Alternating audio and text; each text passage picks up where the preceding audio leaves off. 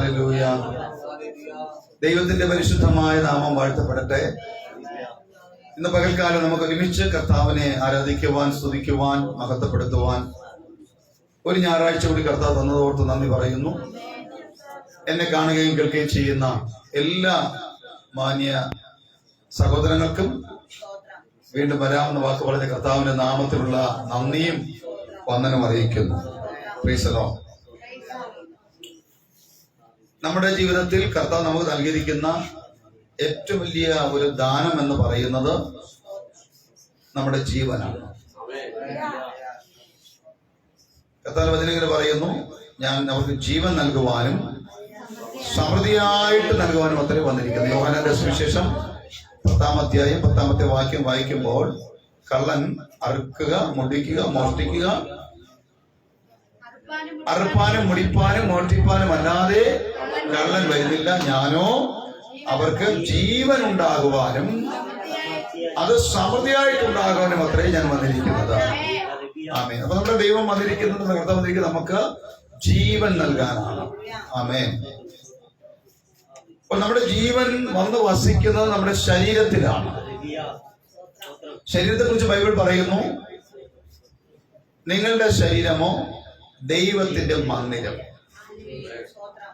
ഈ ദൈവത്തെ ആരാധിക്കുന്നവരുടെയും ആരാധിക്കാത്തവരുടെയും ശരീരങ്ങളെ ദൈവവചന പ്രകാരം നമ്മൾ മനസ്സിലാക്കുമ്പോൾ ഓരോരുത്തരും ദൈവത്തിന്റെ മന്ദിരമാണ്. 1 കൊരിന്ത്യർ 3:16 പറയുന്നത്, നിങ്ങളോ ദൈവത്തിന്റെ മന്ദിരമെന്നും ദൈവത്തിന്റെ ആത്മാവ് നിങ്ങളിൽ വസിക്കുന്നു എന്നും നിങ്ങൾ അറിയുന്നില്ലയോ? അപ്പോൾ ദൈവത്തിന്റെ ആത്മാവ് മനുഷ്യ ആത്മാവുമായിട്ട് ചേർന്ന് വസിക്കുന്നു. അപ്പോൾ എന്റെ മേലൊരു ആത്മാവുണ്ട്. ഞാൻ ജനിച്ചപ്പോൾ ഒരു ആത്മാവുണ്ട്, അത് മനുഷ്യാത്മാവാണ്. എന്നാൽ ഈ മനുഷ്യാത്മാവിനോട് ചേർന്ന് ഏത് നേരവും ഒരുമിച്ചിരിക്കുവാൻ ആഗ്രഹിക്കുന്ന, ഒരുമിച്ച് സഞ്ചരിക്കാൻ ആഗ്രഹിക്കുന്ന, ഒരുമിച്ച് പ്രവർത്തിക്കാൻ ആഗ്രഹിക്കുന്ന ഒരാത്മാവാണ് ദൈവത്തിന്റെ ആത്മാവ്. അപ്പോൾ മനുഷ്യന്റെ ആത്മാവിനോടുകൂടെ ദൈവത്തിന്റെ ആത്മാവ് സഞ്ചരിക്കുമ്പോൾ ആ മനുഷ്യന്റെ ആത്മാവിൽ ദൈവത്തിന്റെ ആത്മാവ് സഞ്ചരിക്കാൻ പാടില്ല, കൂടെയിരിക്കാൻ പാടില്ല, നിലനിൽക്കാൻ പാടില്ല എന്ന് പറഞ്ഞുകൊണ്ട് 24 മണിക്കൂറും ജാഗരിച്ചു കൊണ്ടിരിക്കുന്ന, ദൈവാത്മാവ് പ്രവർത്തിക്കുന്ന, ദൈവാത്മാവ് വസിക്കുന്ന ആ വ്യക്തിയിൽ നിന്ന് എങ്ങനെയും ആ ദൈവത്തിന്റെ ആത്മാവിനെയും എടുത്തു മാറ്റണം. എന്നിട്ട് ആ ദൈവത്തിന്റെ ആത്മാവായിട്ടുള്ള കണക്ഷനെ കട്ട് ചെയ്തിട്ട് അവൻ ദൈവത്തിന്റെ വിരോധിയായിരിക്കുന്ന, പാപത്തിന്റെ ശക്തിയായിരിക്കുന്ന പിശാചിന്റെ ആത്മാവിന് ഈ ശരീരത്തോട് ചേർന്ന് വസിക്കുവാൻ ആഗ്രഹിച്ചുകൊണ്ട് നിരന്തരം പോരാടിക്കൊണ്ടിരിക്കുകയാണ്. അപ്പൊ നിരന്തരം പോരാടുമ്പോൾ ദൈവത്തിന്റെ ആത്മാവും മനുഷ്യന്റെ ആത്മാവും നല്ല നിലയിലല്ലെങ്കിൽ ദൈവത്തിന്റെ ആത്മാവ് വസിക്കേണ്ട ഈ ശരീരത്തിനകത്തിരിക്കുന്ന നമ്മുടെ ആത്മാവിന്റെ സപ്പോർട്ടോടു കൂടിയാണ് ദൈവത്തിന്റെ ആത്മാവ് നമ്മുടെ ഉള്ളിൽ വസിക്കുന്നത്. ദൈവത്തിന്റെ ആത്മാവിന്റെ ഒരു പ്രത്യേകത, ദൈവത്തിന്റെ ആത്മാവ് ചുമ്മാതെ വന്ന് നമ്മുടെ ജീവിതത്തിലേക്ക് കയറി വന്നിരിക്കത്തില്ല. Praise God. ഹല്ലേലൂയ. ദൈവത്തിന്റെ ആത്മാവ് നമ്മുടെ ഉള്ളിൽ വന്ന് വസിക്കണമെങ്കിൽ ഒന്നാമതായി നമ്മൾക്ക്, അല്ലെങ്കിൽ എനിക്ക്, അല്ലെങ്കിൽ നിങ്ങൾക്ക് ഒരു നല്ല ആവശ്യബോധം ഉണ്ടാകണം. ദൈവത്തിന്റെ ആത്മാവ് വലിഞ്ഞു കയറി വന്നിരിക്കുന്നവനല്ല, ക്ഷണക്കത്ത് കിട്ടാതെ ക്ഷണിക്കാത്തിടത്ത് വന്നിരിക്കുന്നവനല്ല.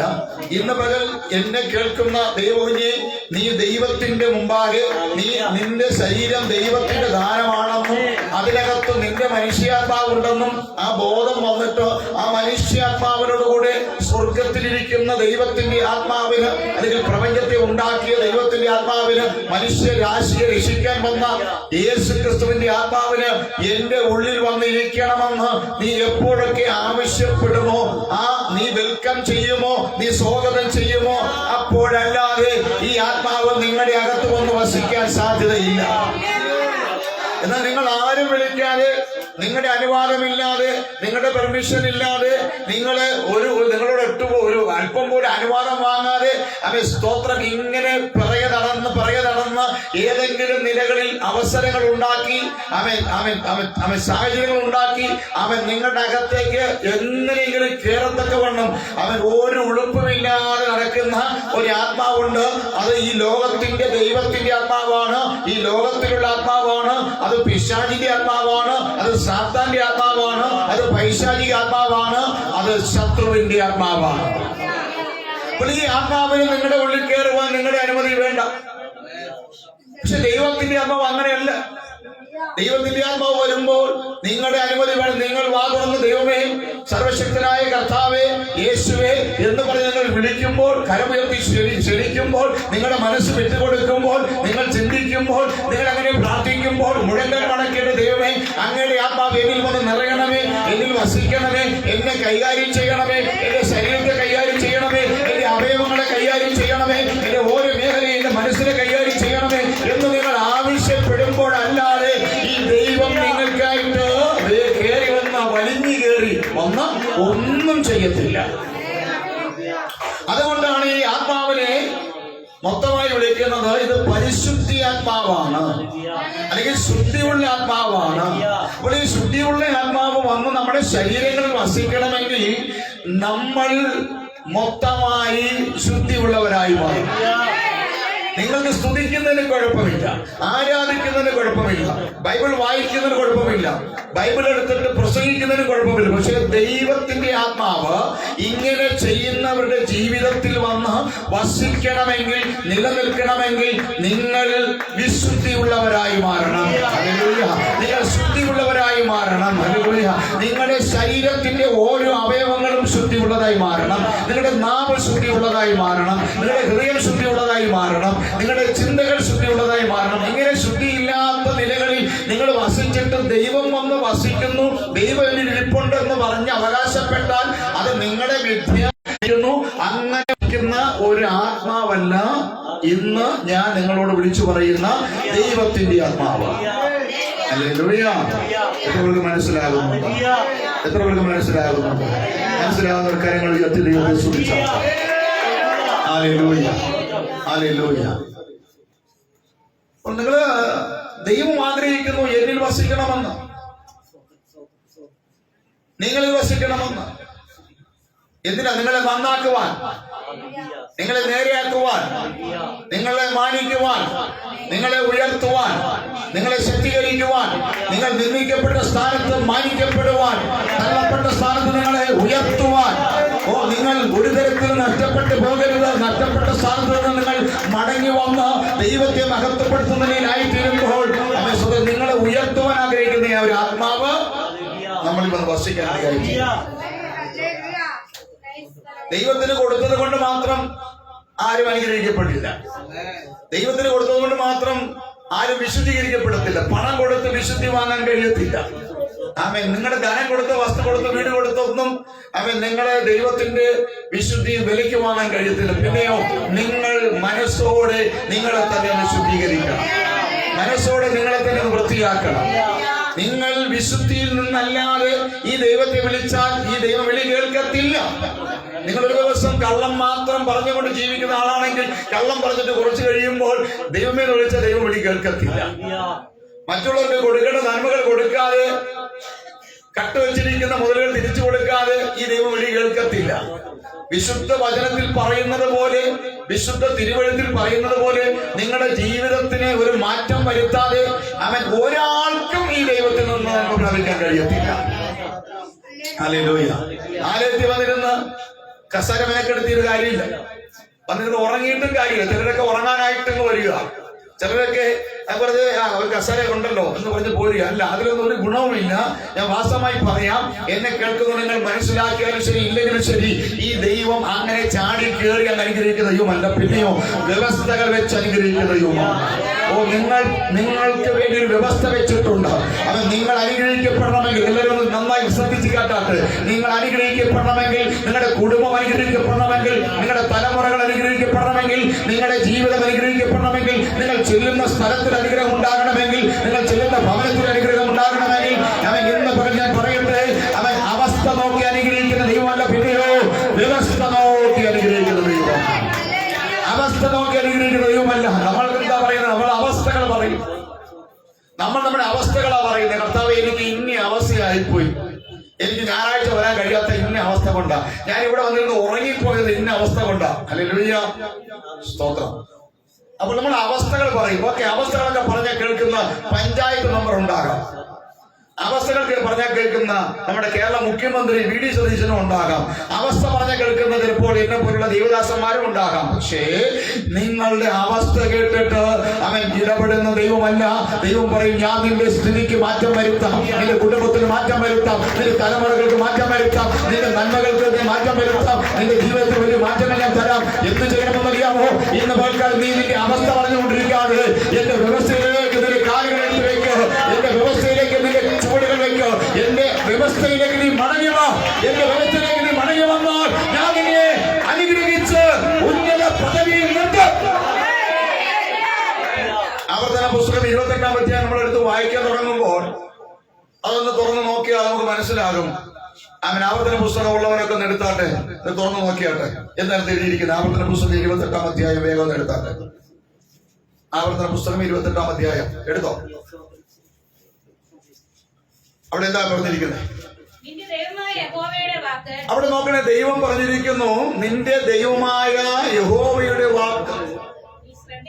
ശ്രദ്ധിക്കണമേ, എപ്പോഴും പ്രസംഗിക്കുന്നവർ പറയുന്ന ഒരു വാക്കാണ് ശ്രദ്ധിക്കണമേ. ശ്രദ്ധിക്കണമേ, ശ്രദ്ധിച്ചാട്ടെ. നിങ്ങൾ എന്നോട് കൂടെ ഉണ്ടോ, നിങ്ങൾ ഇപ്പോൾ ഇവിടെ ഉണ്ടോ എന്നൊക്കെ ഉള്ള വാക്കുകളൊക്കെ പറഞ്ഞ് നിങ്ങളെ എങ്ങനെയെങ്കിലും ആ ദൈവദാസന്റെ വാക്കുകൾക്കൊപ്പം കൊണ്ടുവരാൻ വേണ്ടി അദ്ദേഹം ശ്രമിക്കാറുണ്ട്. ഞാനും ചെയ്യാറുണ്ട്, എന്നെ പോലുള്ള മറ്റുള്ളവരും ചെയ്യാറുണ്ട്. ശ്രദ്ധിക്കണമേ. നിങ്ങളിപ്പോ എന്നോട് കൂടെ ഉണ്ടോ? എല്ലി പറഞ്ഞേ. ഉറങ്ങുന്നതിന് മാത്രം എല്ലി പറഞ്ഞേ. സ്തോത്രം. അപ്പോ എന്തിനായി ശ്രദ്ധിക്കണമേ എന്ന് പറയുന്നത്? അവിടെ പറയുന്നു, നിന്റെ ദൈവമായ യഹോവയുടെ വാക്ക്. യഹോവ എന്നുള്ള വാക്ക് കേൾക്കുമ്പോൾ പഴയ നിയമത്തിലെ യഹോവയാണെങ്കിൽ പുതിയ നിയമത്തിൽ ഒരു കർത്താവാണ് നമ്മുടെ യേശു. യേശു പറഞ്ഞു, ഞാനും പിതാവ് ഒന്നായിരിക്കുന്നു, എന്നെ കണ്ടവൻ പിതാവിനെ കണ്ടിരിക്കുന്നു. ഞങ്ങൾ രണ്ടല്ല ഒന്നാ. അങ്ങനെയെങ്കിൽ യഹോവ പറഞ്ഞെങ്കിൽ അത് യേശു പറഞ്ഞതാണ്, യേശു പറഞ്ഞെങ്കിൽ അത് പിതാവ് പറഞ്ഞതാണ്. ആമേൻ, ഹല്ലേലൂയ. അവിടെ വായിക്കുന്നു. ആമേൻ, വായിച്ചു. എങ്ങനെ?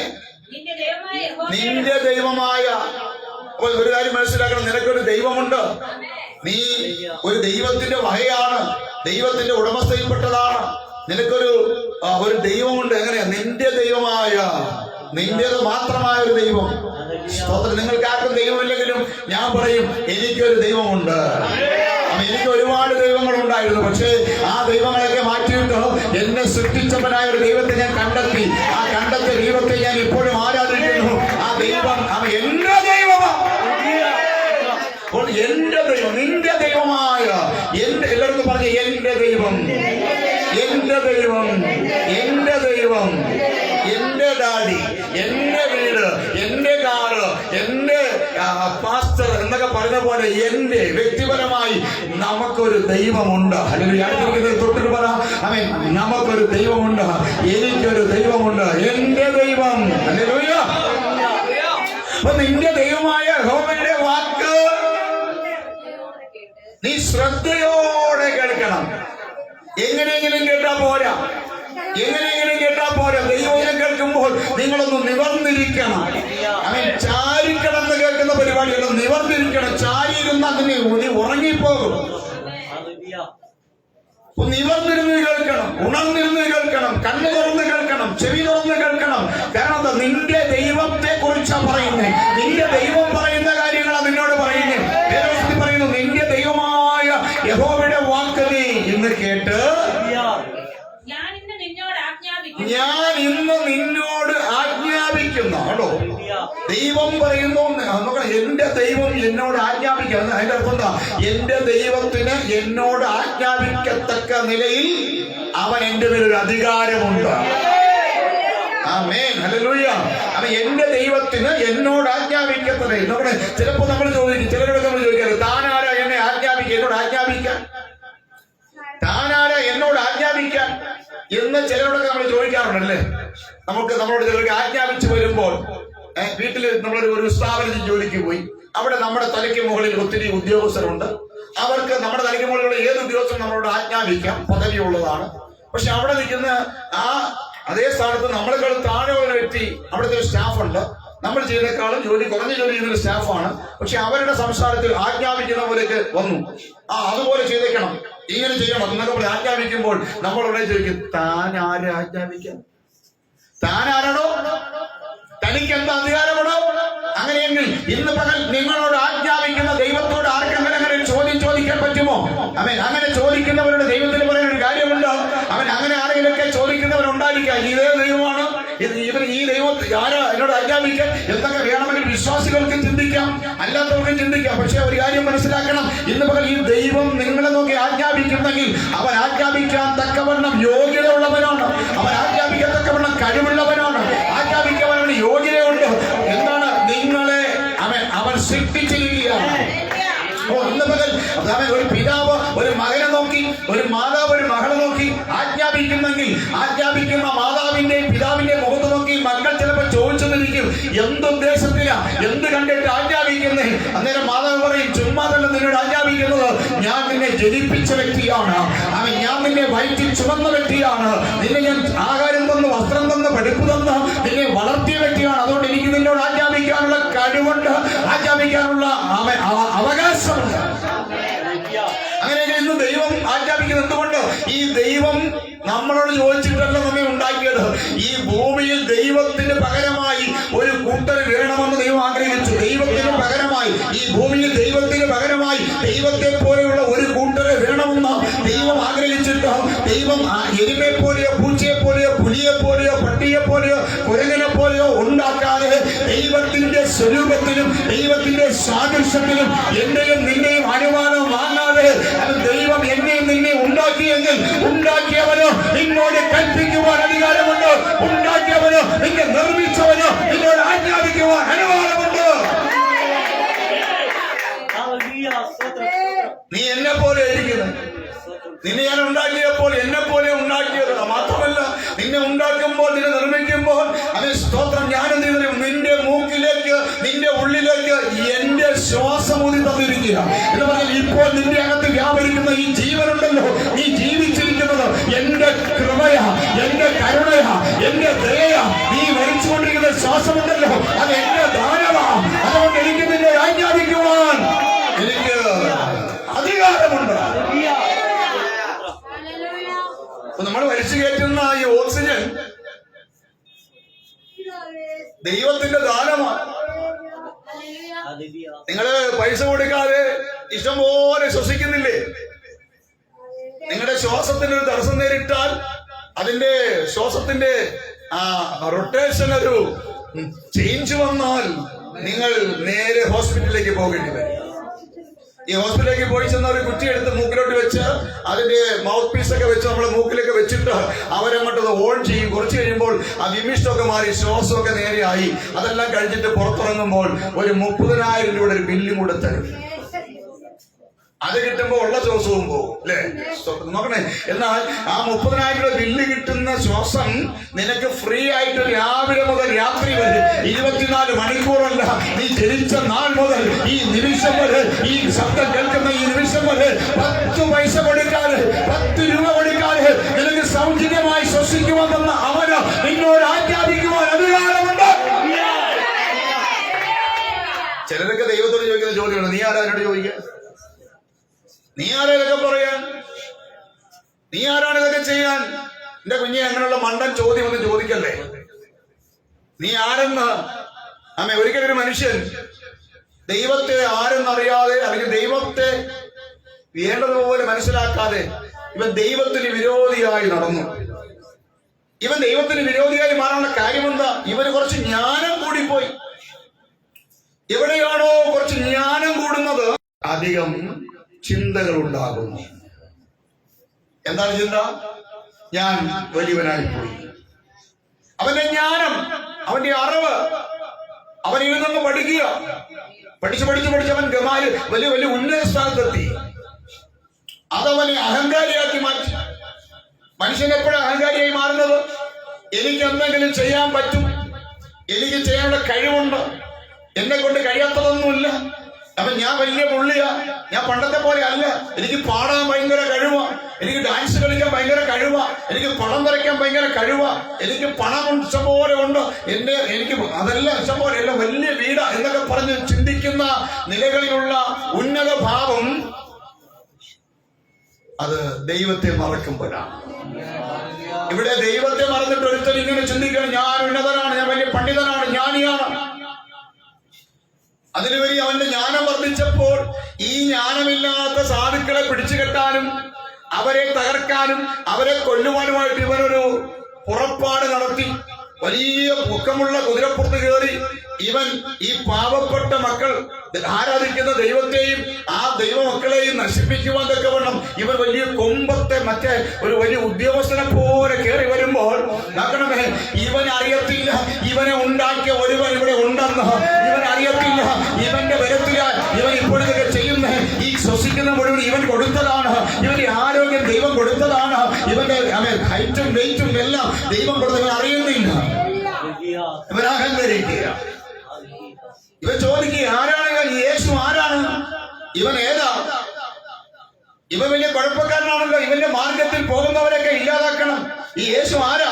അവൻ എന്ത് അധികാരം കിട്ടി ഇവിടെ എന്ന് പറഞ്ഞ് യേശു ക്രിസ്തുവിനും അവന്റെ സഭയ്ക്കും അവന്റെ മക്കൾക്കുമെതിരെ നമ്മൾ ഇന്നും അതുണ്ട്. ഈ ദൈവത്തെ അറിയാതെ അല്ലെങ്കിൽ അറിഞ്ഞിട്ടൊക്കെ അഹങ്കരിച്ച് നടക്കുന്ന അനേകരുണ്ട്. ദൈവാലയത്തിൽ വന്നതിന് ശേഷവും അഹങ്കാരിയായി മാറുന്നവരുണ്ട്. ഇതറിയാതെ ലോകത്തിൽ തന്നെ ഈ ദൈവത്തെയും ഈ കർത്താവിനെയും ഈ സഭയെയും ഒക്കെ നശിപ്പിച്ചുകൊണ്ട് അവരുടെ ദൈവത്തെ സേവിക്കുന്നവരെ ഇല്ലായ്മ ചെയ്തുകൊണ്ട് ഇന്നും അവൻ ഉന്നത ഭാവത്തോട് നടക്കുന്ന അനേകരുണ്ട്. പക്ഷേ അവർക്കറിയില്ല അവനെ സൃഷ്ടിച്ച ഒരു ദൈവമുണ്ടെന്ന്, അവനെ ശ്വാസം കൊടുത്ത ദൈവമുണ്ടെന്ന്, അവനെ വളർത്തിയ ഒരു ദൈവമുണ്ടെന്ന്.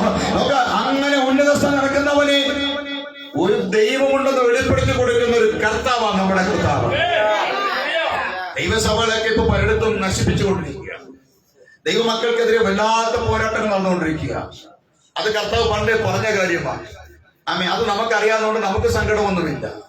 ദൈവത്തിന്റെ ദാസന്മാരെയും അല്ലെങ്കിൽ കർത്താവ് വചനം പറഞ്ഞ്, എന്നെ പ്രതി നിങ്ങളെ നിന്ദിക്കും, നിങ്ങളെ പഴിക്കും, നിങ്ങളെ ദൂഷിക്കും, നിങ്ങളെ മർദ്ദിക്കും, നിങ്ങൾക്കെതിരെ വാള് കൊണ്ടുവരും, നിങ്ങളെ ഇല്ലായ്മ ചെയ്യും. ദൈവത്തിന്റെ മക്കൾക്ക് ഇതെല്ലാം ദൈവം പറഞ്ഞിട്ടുള്ള കാര്യമാണ്. അങ്ങനെയൊക്കെ വരുമ്പോൾ നിങ്ങൾ ഭയപ്പെട്ടു പോകരുത്, നിങ്ങൾ പേടിച്ചു പോകരുത്. എന്ത് കർത്താവ് മുന്നമേ നമുക്ക് അറിയിപ്പ് തന്നിരിക്കുക ഇങ്ങനെയൊക്കെ സംഭവിക്കുമെന്ന്. ഇവിടെ നമുക്ക് വലിയ കുഴപ്പമില്ല. പക്ഷെ ഇന്ത്യയിലെ പല സ്റ്റേറ്റുകളിലും ഈ ദൈവത്തെ ആരാധിക്കുന്നവരെ പിടിച്ചു കെട്ടുന്ന സമയം ഇപ്പോൾ സംഭവിച്ചുകൊണ്ടിരിക്കുക.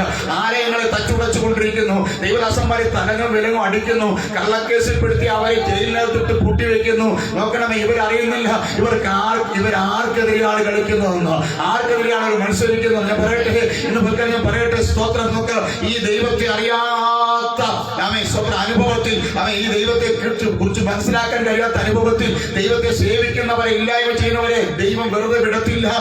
നോക്കണേ, ഒരു കാലത്ത് ഒരിക്കൽ ഒരുത്തൻ ദൈവത്തിന്റെ മക്കളെയും ദൈവത്തിന്റെ സഭയും മുടിച്ചുകൊണ്ട് അവൻ സഞ്ചരിച്ച സമയത്തോ ഒരു സുപ്രഭാതത്തിൽ പകൽ സമയത്ത് അവന്റെ പേരൊരു വെളിച്ചം വന്നടിക്കാനിടയായി. ലോകത്തിന്റെ വെളിച്ചമായിരിക്കുന്ന ക്രിസ്തു, ലോകത്തിന്റെ ഇരുട്ടിനെ മാറ്റുന്ന ക്രിസ്തു, ലോകത്തിന്റെ വെളിച്ചമായിരുന്ന യേശു അവർ മിന്നൽ പോലെ ആ ശബരി എന്ന് പറയുന്നവന്റെ പുറത്തടിക്കാനിടയായി. അവൻ കൽപ്പിക്കുന്നവനായിരുന്നു, അവൻ കമാൻഡ് കൊടുക്കുന്നവനായിരുന്നു. പക്ഷെ ഇപ്പോൾ ഈ കൽപ്പിക്കുന്നവൻ യാചിക്കുന്നവനായി മാറി. കൽപ്പിക്കുന്നവനെ കൊണ്ട് യാചിക്കുന്നവനാക്കി മാറ്റുന്ന ഒരു ദൈവമുണ്ട്. ശരിക്കും മനസ്സിലാക്കണം. കൽപ്പിക്കുന്നവനെ ഇങ്ങനെ ആരാധിക്കാൻ പാടില്ല എന്ന് പറഞ്ഞ് കൽപ്പിക്കുന്നവനെ, ഇങ്ങനെ സ്തുതിക്കാൻ പാടില്ല എന്ന് പറഞ്ഞ് കൽപ്പിക്കുന്നവനെ, ഇങ്ങനെ കൂടാൻ പാടില്ല എന്ന് കൽപ്പിക്കുന്നവനെ കൊണ്ട് യാചിപ്പിക്കുന്ന ഒരു ദൈവത്തെ ഇന്ന് പകൽ ഞാനും നിങ്ങളെ സേവിക്കുക. അവൻ അങ്ങനെ കൽപ്പിക്കുന്നവരെ യാചിപ്പിക്കുന്ന ഒരു ദൈവമുണ്ട്. ആ ദൈവമന്ത്രിയെ നമ്മുടെ കർത്താവ്. ഹല്ലേലൂയ. അത് നമുക്ക് പേടിക്കേണ്ട കാര്യമില്ല. ആരെങ്കിലും കൽപ്പിക്കുന്നെങ്കിൽ അവന്റെ അറിവ് കേടുകൊണ്ടാണ്, ആരെങ്കിലും കൽപ്പിക്കുന്നെങ്കിൽ അവൻ അറിയാത്തത് കൊണ്ടാണ്. ഇന്ന് പകൽക്കാലം അങ്ങനെ കൽപ്പിക്കുന്നവനോട് അവന്റെ കൽപ്പനയെ മാറ്റിയിട്ട് അവൻ യാചിക്കുന്ന നിലയിലേക്ക് എത്തിക്കുന്ന ഒരു സർവശക്തൻ ഇന്നും ജീവിച്ചിരിപ്പുണ്ട്. അവൻ മരിച്ച ദൈവമല്ല, അവൻ മൺമറഞ്ഞ ദൈവമല്ല. അവൻ ഇന്ന് ഉയർത്തെഴുന്നേൽക്കാതെ ശവക്കരം ഇരിക്കുന്നവനല്ല, പിന്നെയോ അവൻ ഉയർത്തെഴുന്നേറ്റിരിക്കുന്നു. അവനെ മരണമില്ല, അവൻ എഴുന്നേറ്റിരിക്കുകയാണ്. ഇന്നും വിശ്വസിക്കുന്ന 2-3 പേർ കൂടി വരുന്ന നടുവിൽ കടന്നു വന്നിട്ട് അവർക്ക് വേണ്ടി അത്ഭുതം ചെയ്തുകൊണ്ടിരിക്കുന്ന ഒരു നല്ല കർത്താവിനെ ഓർത്തിയ ദൈവത്തെ സ്തുതിക്കുക. ഹല്ലേലൂയ. കൽപ്പിക്കുവാൻ അധികാരമുള്ള ദൈവം, കമാൻഡ് ചെയ്യുവാൻ അധികാരമുള്ള ദൈവം. ഇവിടെ പറയുന്നു, അവൻ സ്തോത്രം, ഞാൻ ഇന്ന് നിങ്ങളോട് കൽപ്പിക്കുന്നത്. വായിച്ചേ, ഞാൻ ഇന്ന് നിന്നോട് ആജ്ഞാപിക്കും. അവൻ മനസ്സിലായോ എന്തുകൊണ്ടാണ് അവൻ ആജ്ഞാപിക്കുന്നത്? അവന് അതിനുള്ള അധികാരമുണ്ട്. നിന്നോട് ആജ്ഞാപിക്കാനുള്ള അധികാരമുണ്ടെന്നോ?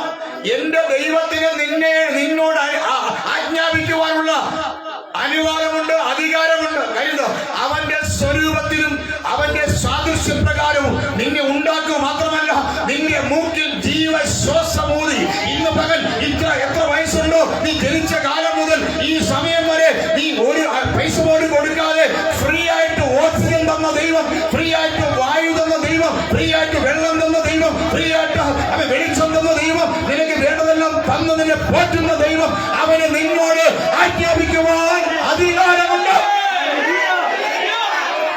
ഇതൊരു സാധാരണ ദൈവമല്ല, ഇതൊരു നോർമൽ ദൈവമല്ല, ഇതൊരു ബലമില്ലാത്ത ദൈവമല്ല, ഇതൊരു ശക്തിയില്ലാത്ത ദൈവമല്ല, ഇത് ഭയപ്പെടുന്ന ദൈവമല്ല, ഇത് ഭീരുവായ ദൈവമല്ല. ഏത് യുദ്ധക്കളത്തിൽ അവൻ നിനക്ക് വേണ്ടി ഇറങ്ങി വരും, ഏത് സമരത്തിനും നിനക്ക് വേണ്ടി ഇറങ്ങി വരും, ഏതൊരു അഗ്നികുണ്ഡത്തിലും നിനക്ക് വേണ്ടി അവൻ ഇറങ്ങി വരും, ഏത് പാതാളത്തിന്റെ താഴ്വരയിൽ നിന്നെ പൂട്ടിയിട്ടാലും നിന്നെ പുറത്തെടുക്കുവാൻ കഴിവുള്ളവൻ, അധികാരമുള്ളവൻ അവിടെ ഇറങ്ങി വരും. ഇവനൊരു സാധാരണ ദൈവമല്ല.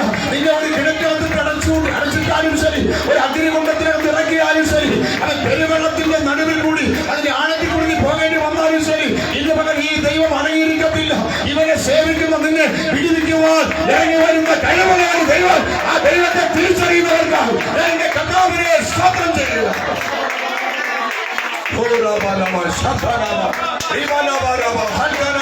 തിരിച്ചറിയുന്നവർക്ക് അടങ്ങിയിരിക്കാൻ കഴിയത്തില്ല കേട്ടോ. തിരിച്ചറിയുന്നവർക്ക് ഇവരെ ശ്രമിക്കാതിരിക്കാൻ കഴിയത്തില്ല. അവൻ തിരിച്ചറിയുന്നവർക്ക് ഇവന് മുമ്പിൽ മിണ്ടാതിരിക്കാൻ കഴിയത്തില്ല. ഓ, നമുക്ക് കല്ലറയ്ക്കകത്ത് പോലും ഒതുക്കുവാൻ കഴിയാത്തവൻ, ഇരുമ്പ് ചങ്ങലയ്ക്കകത്ത് ഒതുക്കുവാൻ കഴിയാത്തവൻ, അവൻ 3 ദിവസം കഴിഞ്ഞപ്പോൾ ജീവനോടെ പുറത്തു വന്നവൻ, ഇന്ന് പകൽ അവന് നിന്നോട് ആജ്ഞാപിക്കുവാനുള്ള അധികാരമുണ്ട്. സ്വർലോകരുടെയും ഭൂലോകരുടെയും അധോലോകരുടെയും മുഴങ്കാലൊക്കെ മടങ്ങുന്ന ഒരു കർത്താവ്, സകല മനുഷ്യരുടെ മുഴങ്കാൽ മടങ്ങുന്ന, സകല പാതാള ശക്തികളും മുട്ടുപറയ്ക്കുന്ന, സകല സ്വർഗത്തിലെ ദൂതന്മാരും ഭയം നിന്ന് ആരാധിക്കുന്ന ജീവനുള്ള ഒരുവൻ ഇന്ന് പകൽ നമുക്ക് മുമ്പിലുണ്ട്. ഹല്ലേലൂയ. അവൻ ആജ്ഞാപിക്കും. ഇന്ന് ഞാൻ നിങ്ങളോട് ആജ്ഞാപിക്കുന്ന, വായിച്ചത്, ഞാൻ ഇന്ന് നിന്നോട് ആജ്ഞാപിക്കുന്ന അവന്റെ സകല കൽപ്പനകളും. ഹലോ, ശ്രദ്ധിക്കണേ. എങ്ങനെയെങ്കിലും രക്ഷപ്പെടാൻ കഴിയില്ല, എങ്ങനെയെങ്കിലും നിങ്ങൾക്ക് സൗഖ്യമാകാൻ കഴിയില്ല, എങ്ങനെയെങ്കിലും നിങ്ങൾക്ക് ഉന്നത സ്ഥാനത്തെത്താൻ കഴിയില്ല, എങ്ങനെയെങ്കിലും നിങ്ങളുടെ ജീവിതത്തിന് മാറ്റം വരുത്തിയെടുക്കാൻ നിങ്ങൾ വിചാരിച്ചത് നടക്കില്ല. ഇവിടെ ചില വ്യവസ്ഥകളുണ്ട്. പ്രിയമുള്ളവരെ, നമ്മളെ വിളിച്ച ദൈവം അവൻ വ്യവസ്ഥ വെച്ചിരിക്കുകയാണ്. എനിക്ക് നിന്നെ മാനിക്കാൻ ആഗ്രഹമുണ്ട്, എനിക്ക് നിന്നെ ഉയർത്താൻ ആഗ്രഹമുണ്ട്, എനിക്ക് നിന്നെ നന്നാക്കാൻ ആഗ്രഹമുണ്ട്, മറ്റു ജാതികളുടെ മുമ്പിൽ നിന്നെ ഉന്നത സ്ഥാനത്തിരുത്തുവാൻ എനിക്ക് ആഗ്രഹമുണ്ട്. പക്ഷേ ഇന്ന് പകൽ ഞാൻ നിന്നോട് കൽപ്പിക്കുന്ന ഈ ആജ്ഞാപിക്കുന്ന അല്ലെങ്കിൽ കൽപ്പനകൾ, സകല കൽപ്പനകളും പ്രമാണിച്ച് നടന്നാൽ, നമ്മുടെ സകല കൽപ്പനകളും പ്രമാണിച്ച് നടന്നാൽ എന്ന് പറഞ്ഞാൽ ഇത് ഒരു ദിവസം ചെയ്യേണ്ട കാര്യമല്ല. ജീവിതത്തിന്റെ അവസാന പോയിന്റ് വരെ നമ്മളൊക്കെ നടക്കാൻ ആഗ്രഹിക്കുന്നവരാണ് അല്ലേ. ഒരു കുഞ്ഞ് ജനിച്ചു വീണാൽ ഒരു 6 മാസം കഴിയുമ്പോൾ തന്നെ അവൻ പിച്ച വെച്ച് നടന്നു തുടങ്ങും. 9 മാസമൊക്കെ ആകുമ്പോൾ പയ്യെ നടന്നു തുടങ്ങും. ആ നടപ്പ് നിൽക്കുന്നത് മൂക്കിൽ ശ്വാസം എപ്പോഴാണോ മാറുന്നത് അതുവരെയാണ്. അത് ചിലപ്പോൾ 60-ലായിരിക്കാം, 40-ലായിരിക്കാം, 80-ലായിരിക്കാം, 90-ലായിരിക്കാം, 100-ലായിരിക്കാം. വേദപുസ്തകം പരിശോധിക്കുമ്പോൾ അവൻ ദൈവത്തോടൊപ്പം 300 വർഷം നടന്നൊരു മനുഷ്യനുണ്ട്, ഹാനോക്ക്. 300 വർഷം നടന്നു. പഴയ ദൈവത്തിലുള്ള ഭക്തന്മാർക്കെല്ലാം ആയുസ് വളരെ കൂടുതലായിരുന്നു. 120 വർഷം വരെ മോശ നടന്നു. ഹല്ലേലൂയ. അവൻ ഇപ്പോഴും 100 വയസ്സ് വരെയൊക്കെ 110 വയസ്സ് വരെ ജീവിച്ചിരിക്കുന്ന മനുഷ്യരുണ്ട്. അവരോടൊക്കെ ചോദിച്ചു നോക്കിയാൽ നിങ്ങൾക്ക് കിടക്കുന്നതാണോ ഇഷ്ടം, നടക്കുന്നതാണോ ഇഷ്ടം? ആർക്കാ ഏതാ ഇഷ്ടം? അടുത്തിരിക്കുന്നത് തൊട്ട് ചോദിച്ചാട്ടെ, നടക്കുന്നതാണോ ഇഷ്ടം, കിടക്കുന്നതാണോ ഇഷ്ടം? ചിലരൊക്കെ ഇവിടെ വന്നിരിക്കുന്നത് കിടക്കാൻ പറ്റുമെങ്കിൽ കിടക്കാമെന്ന് പറഞ്ഞിട്ടാ. കട്ടിലില്ലാത്തുണ്ടെങ്കിൽ ഇരുന്നേ ഉള്ളൂ. അതായത് ഇരിക്കുന്ന കസരിൽ നിന്ന് ഉറങ്ങുക. എനിക്ക് നല്ലൊരു കട്ടിലൂടെ കൊണ്ടുവന്ന് നമുക്ക് കട്ടിലിൽ കിടന്ന് ഉറങ്ങാമല്ലോ, പിന്നെ നടക്കണ്ട. സ്തോത്രം. നമ്മുടെ കിടക്കുന്നവനോട് ചോദിക്കുക, നടക്കുന്നതാണോ കിടക്കുന്നതാണോ ഇഷ്ടം? ഒരുത്തൻ പറയും 38 ആണ്ടായിട്ട് ഞാനിവിടെ കിടക്കുക. 38 ആണ്ടായിട്ട് ഞാൻ ഇവിടെ കിടക്കുക. എനിക്ക് നടക്കണമെന്ന് ആഗ്രഹമുണ്ട്, എനിക്ക് എഴുന്നേറ്റ് ഓടണമെന്ന് ആഗ്രഹമുണ്ട്. സ്തോത്രം. എന്നാൽ നോക്കണേ, 38 ആണ്ടായി അമ്മയുടെ ഉദരം മുതലേ നടക്കാൻ കഴിയാത്ത ഒരുത്തൻ ചപ്പടഞ്ഞിരിക്കുക, ചടഞ്ഞിരിക്കുക, ഒടിച്ചു കുത്തിയടഞ്ഞിരിക്കുക. എന്നാൽ നോക്കണമേ, അവിടെ കർത്താവിന്റെ ആത്മാവ് ഇറങ്ങി ചെന്നിട്ട് പറയുകയാണ്, നീ ഇങ്ങനെ കുത്തിയിരിക്കണ്ട, നീ ഇങ്ങനെ കുത്തിയിരിക്കേണ്ട, പിന്നെയോ നീ എഴുന്നേക്ക്, എഴുന്നേക്ക്, എഴുന്നേക്ക്. ഇന്ന് പകൽക്കാലം നിന്റെ ഇരിപ്പിനെ മാറ്റുന്ന ദൈവമാണ് എന്റെ ദൈവം, നിന്റെ സാഹചര്യങ്ങളെ മാറ്റുന്ന ദൈവമാണ് എന്റെ ദൈവം. നീ അവൻ നാളുകളെ ഒരു സ്ഥലത്ത് നിന്ന് ഇരിക്കുന്നെങ്കിൽ മുമ്പോട്ട് പോകാൻ കഴിയാതെ, ജീവിതത്തിൽ മുമ്പോട്ട് പോകാൻ കഴിയാതെ, ഒന്നും ചെയ്യാൻ കഴിയാതെ അങ്ങനെ നിലയിരിപ്പാണെങ്കിൽ ഇന്ന് പകൽ ഞാൻ വിളിച്ചു പറയുന്ന ഈ കർത്താവിനെ നീ വിശ്വസിക്കാൻ തയ്യാറായാൽ നീ പിന്നെ അവിടെ ഇരിക്കത്തില്ല. നീ നടക്കാൻ തുടങ്ങുകയാണ്, നിന്റെ രീതി മാറാൻ പോകുകയാണ്, നിന്റെ സാഹചര്യം മാറാൻ പോകുകയാണ്, നിന്റെ അവസ്ഥകൾ മാറാൻ പോകുകയാണ്. നിന്റെ ജീവിതമണ്ഡലം മൊത്തം പണിതു മാറ്റുന്ന ഒരു നല്ല കർത്താവ് ഇന്ന് പകൽ നിന്നെ നോക്കി സംസാരിക്കുകയാണ്. അവരവിടെ ചെന്നു, നീ എന്തിനാ കുഞ്ഞെ ഇങ്ങനെ ഇരിക്കുന്നത്? ഞാൻ പറയും, എനിക്ക് ആഗ്രഹമുണ്ട് നടക്കാൻ. എന്നെ എല്ലാവരും കൂടെ ചുമന്നുകൊണ്ട് നിർത്തിയിരിക്കുക. പക്ഷെ എന്നെ ഒന്ന് നടത്തിക്കാൻ പറ്റിയ ഒരാളെ ഇതുവരെ എവരാരും കാണിച്ചു തന്നില്ല. ഇന്ന് പകൽ ഈ നിന്റെ ജീവിതത്തെ മാറ്റിമറിക്കാൻ കഴിയുന്ന ആരെയും നിനക്ക് മറ്റൊരാൾ കാണിച്ചു തന്നില്ലെങ്കിൽ ഇന്ന് ഈ ശബ്ദം കേൾക്കുമ്പോൾ നീ തിരിച്ചറിയുമോ, നിന്റെ ജീവിതത്തെ മാറ്റിമറിക്കാൻ കഴിയുന്ന ഒരുവനെ ഞാൻ ചൂണ്ടിക്കാണിച്ചു തരാം.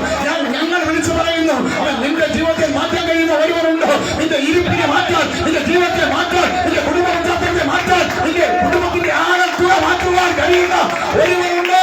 അവന്റെ പേര് യേശു. ഇവിടെ അവരെന്താ പറഞ്ഞേ? വെള്ളിയും പൊന്നും ഞങ്ങൾക്കില്ല. ഇന്നിവിടെ ഒരുപാട് പേര് വെള്ളി കൊടുക്കാൻ നിൽക്കുക, ഒരുപാട് പേര് പൊന്നു കൊടുക്കാൻ നിൽക്കുക. എല്ലാവർക്കും അത് മതിയെന്ന്. ജീവിതത്തിൽ ഞാൻ ഇരിക്കുന്ന ഇരിപ്പിലിരുന്നോ, നരകത്തിൽ പോവുകയോ പാതാളത്തിൽ പോവുകയോ എവിടെയോ വെക്കോ, വീടൊക്കെ വെച്ച് തരാം, ഞങ്ങൾ കാറും മേടിച്ചു തരാം, എല്ലാം തരാം. പക്ഷെ സ്വർഗത്തിൽ പോകുന്ന കാര്യത്തെ കുറിച്ച് വലിയ ഉറപ്പില്ല. സ്തോത്രം.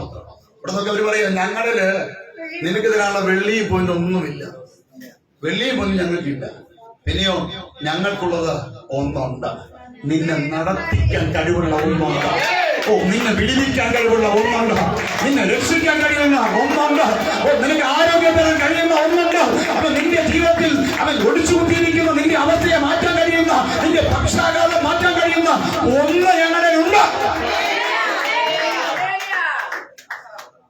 ഹല്ലേലൂയ. ഇപ്പോൾ അങ്ങനെയുള്ള ഒരുവനുണ്ടെങ്കിൽ അവൻ എനിക്ക് വേണമെന്ന് ഉള്ളം കൊണ്ട് ചിന്തിച്ച, വെളിയിൽ പറഞ്ഞില്ല, ഉള്ളം കൊണ്ട് ചിന്ത പറഞ്ഞ, വെള്ളിയും പോലും ഞങ്ങൾക്കില്ല.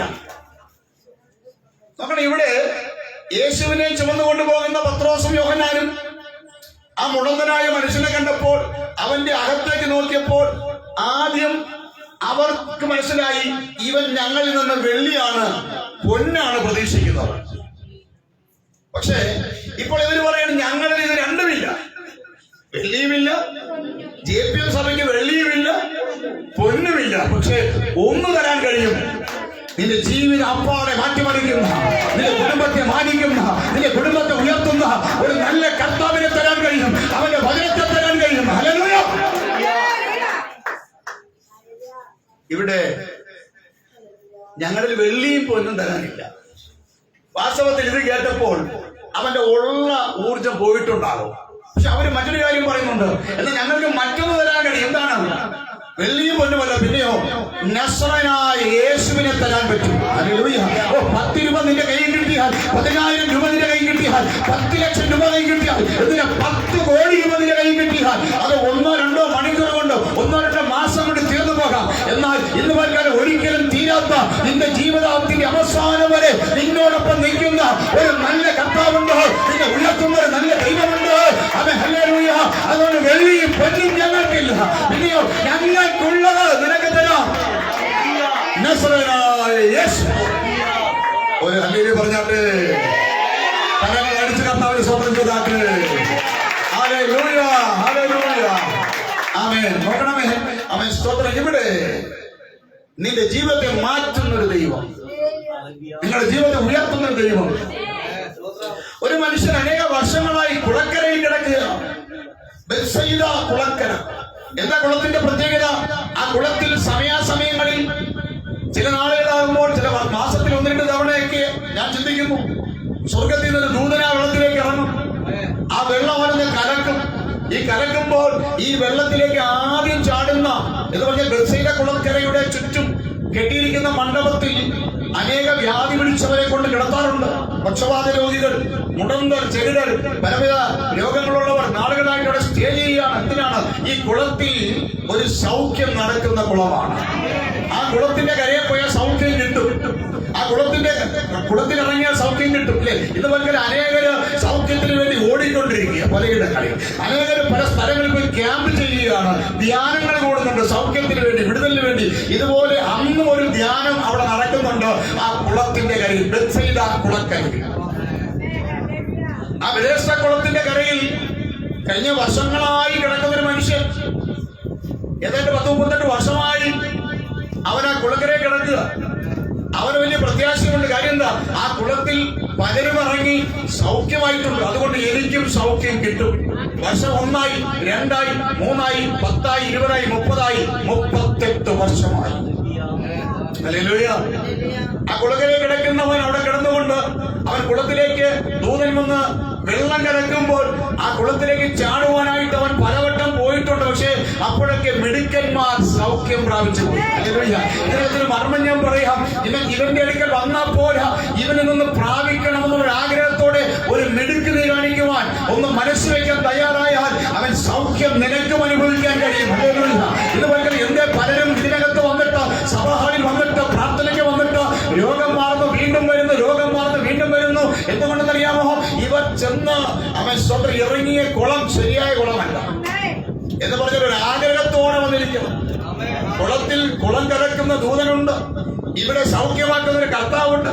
എന്നാൽ ആ കർത്താവിന്റെ അടുക്ക വരുമ്പോൾ നിനക്ക് ഒരു വിടുതൽ വേണമെന്നുള്ളൊരു മനസ്സ്, ഒരു താല്പര്യം ഉണ്ടാകണം. എങ്ങനെയെങ്കിലും കുറെ സമയം കളഞ്ഞിട്ട് പോകാമെന്നുള്ള ചിന്തയിലല്ലോ. പിന്നെയോ അവൻ എനിക്കൊരു വിടുതൽ വേണം, എന്റെ കുടുംബത്തിനൊരു വിടുതൽ വേണം, എന്റെ തലമുറയ്ക്കൊരു വിടുതൽ വേണം, എന്റെ മക്കൾക്കൊരു വിടുതൽ വേണം, എന്റെ ഭർത്താവിനൊരു വിടുതൽ വേണം, അവൻ എന്റെ ബിസിനസ്സിനൊരു മാറ്റം വരണം, എന്റെ കുടുംബത്തിൽ അനുഗ്രഹിക്കപ്പെടണം എന്നുള്ളൊരു ചിന്തയോടുകൂടി നീ അവൻ ആ തരത്തിൽ ഈ കുളക്കരയിൽ നിന്നാൽ ഇവിടെ നോക്കിയ ദൂതൻ വരുമ്പോൾ മിടുക്കന്മാരെല്ലാം ആരെങ്കിലുമൊക്കെ ചാടും. ഇവിടെ അങ്ങനെ തന്നെയാണ്. വചനം കേൾക്കുമ്പോൾ മിടുക്കുള്ളവരൊക്കെ സ്വീകരിക്കും, അവർ വിടുതൽ പ്രാപിക്കും. വചനം കേൾക്കുമ്പോൾ, സൗഖ്യമാക്കുന്ന വചനം കേൾക്കുമ്പോൾ അവൻ നീ ഏറ്റെടുത്താൽ അതിലൂടെ നിനക്കൊരു വിടുതലുണ്ട്. ഹല്ലേലൂയ. ഇവിടെ ഈ കുളം കലക്കുമ്പോൾ ആദ്യം ഇറങ്ങുന്നവർ സൗഖ്യമാണ്. ഇതാണ് പ്രത്യേകത. എന്ന് വെച്ചാൽ മിടുക്കന്മാർക്ക് മാത്രമേ ഇവിടെ വിടുതലുള്ളൂ. സഹായിപ്പാൻ ആളുണ്ടെങ്കിൽ, റെക്കമെൻഡ് ചെയ്യാൻ ആളുണ്ടെങ്കിൽ ചിലപ്പോൾ വിടുതലൊക്കെ വാങ്ങിക്കാൻ പറ്റും. പക്ഷെ ഇവിടെ അത് നടക്കില്ല.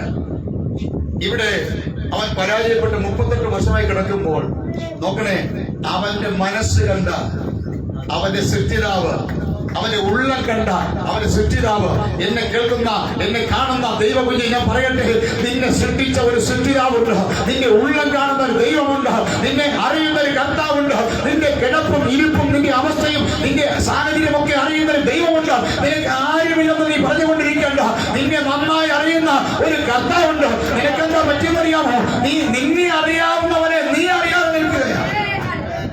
നിന്നെ അറിയുന്ന, നിന്റെ സാഹചര്യം അറിയുന്ന, നിന്റെ കുടുംബം അറിയുന്ന അവനെ അവൻ നീ ഒന്ന് അറിയാൻ ശ്രമിച്ചാൽ നിന്റെ സ്ഥിതി ഒന്ന് മാറും. Hallelujah, hallelujah.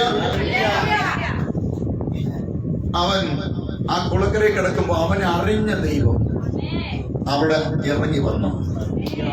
ഇനി നീ കുളത്തിൽ ഇറങ്ങണ്ട, നീ കുളത്തിലിറങ്ങി, ദൂതിറങ്ങി വരുമ്പോൾ നീ ഇറങ്ങണ്ട, ചാടണ്ട. പിന്നെയോ ഈ കഴിഞ്ഞ ഇത്ര വർഷമായി നിന്റെ കിടപ്പുണ്ടല്ലോ, അത് നിനക്കൊരു വിടുതൽ വേണമെന്നുള്ള നിന്റെ മനസ്സിലേക്ക് കാണിക്കുകയാണ്. നമുക്ക് അവൻ ഇറങ്ങി വന്നപ്പോൾ അവനോട് അവൻ സംസാരിച്ചു, കർത്താവേ, ഈ ദൂതനിറങ്ങി വരുമ്പോൾ എന്നെ ഇറക്കാൻ ആരുമില്ല. പറയില്ല, ദൂതനെ ഉണ്ടാക്കിയവൻ നിന്റെ അടുക്കൽ നിൽപ്പുണ്ട്. ഓ, ദൂതനെ ഉണ്ടാക്കിയവൻ, സകലത്തെ ഉണ്ടാക്കിയവൻ, പ്രപഞ്ചത്തെ ഉണ്ടാക്കിയവൻ, സൂര്യനെ ഉണ്ടാക്കിയവൻ, ചന്ദ്രനെ നിർമ്മിച്ചവൻ, ആകാശത്തെ നക്ഷത്ര കോടികളെ നിർമ്മിച്ചവൻ ഇത് നിന്റെ മുമ്പിൽ ഇറങ്ങി നിൽക്കുന്നുണ്ട്. നീ അവനെന്ന് വിശ്വസിച്ചാൽ മതി. അടുത്ത നിമിഷം അവനോട് നടക്കുക. അവന് കിടക്കാൻ മനസ്സിലെന്നേ അവൻ എഴുതി നടക്കുക. ഞാൻ പറയും, ഇന്ന് പകൽക്കാലം നിന്റെ പ്രാർത്ഥന ഇല്ലാത്ത കിടപ്പ്, ആരാധനയില്ലാത്ത കിടപ്പ്, ദൈവവുമായിട്ട് ബന്ധമില്ലാത്തതിന്റെ കിടപ്പ് ഒന്ന് മാറ്റിയിട്ട് ഒന്ന് നടക്കാൻ ശ്രമിക്കുക. ഒന്ന് ജീവിതത്തിൽ നടക്കാൻ ശ്രമിക്കുക. ശ്രമിക്കുക, യേശുവിനോടൊപ്പം നടക്കാൻ ശ്രമിക്കുക, യേശുവിനോടൊപ്പം ഒന്ന് ജീവിക്കാൻ ശ്രമിക്കുക, ഒന്ന് നടക്കാൻ തുടങ്ങി നോക്കുക, യേശുവിന്റെ നാമം വഹിച്ചുകൊണ്ട് നടക്കാൻ ശ്രമിക്കുക. നിന്റെ ജീവിതം മാറുന്നത് കാണാൻ കഴിയും. വായിച്ചതെന്താണ്?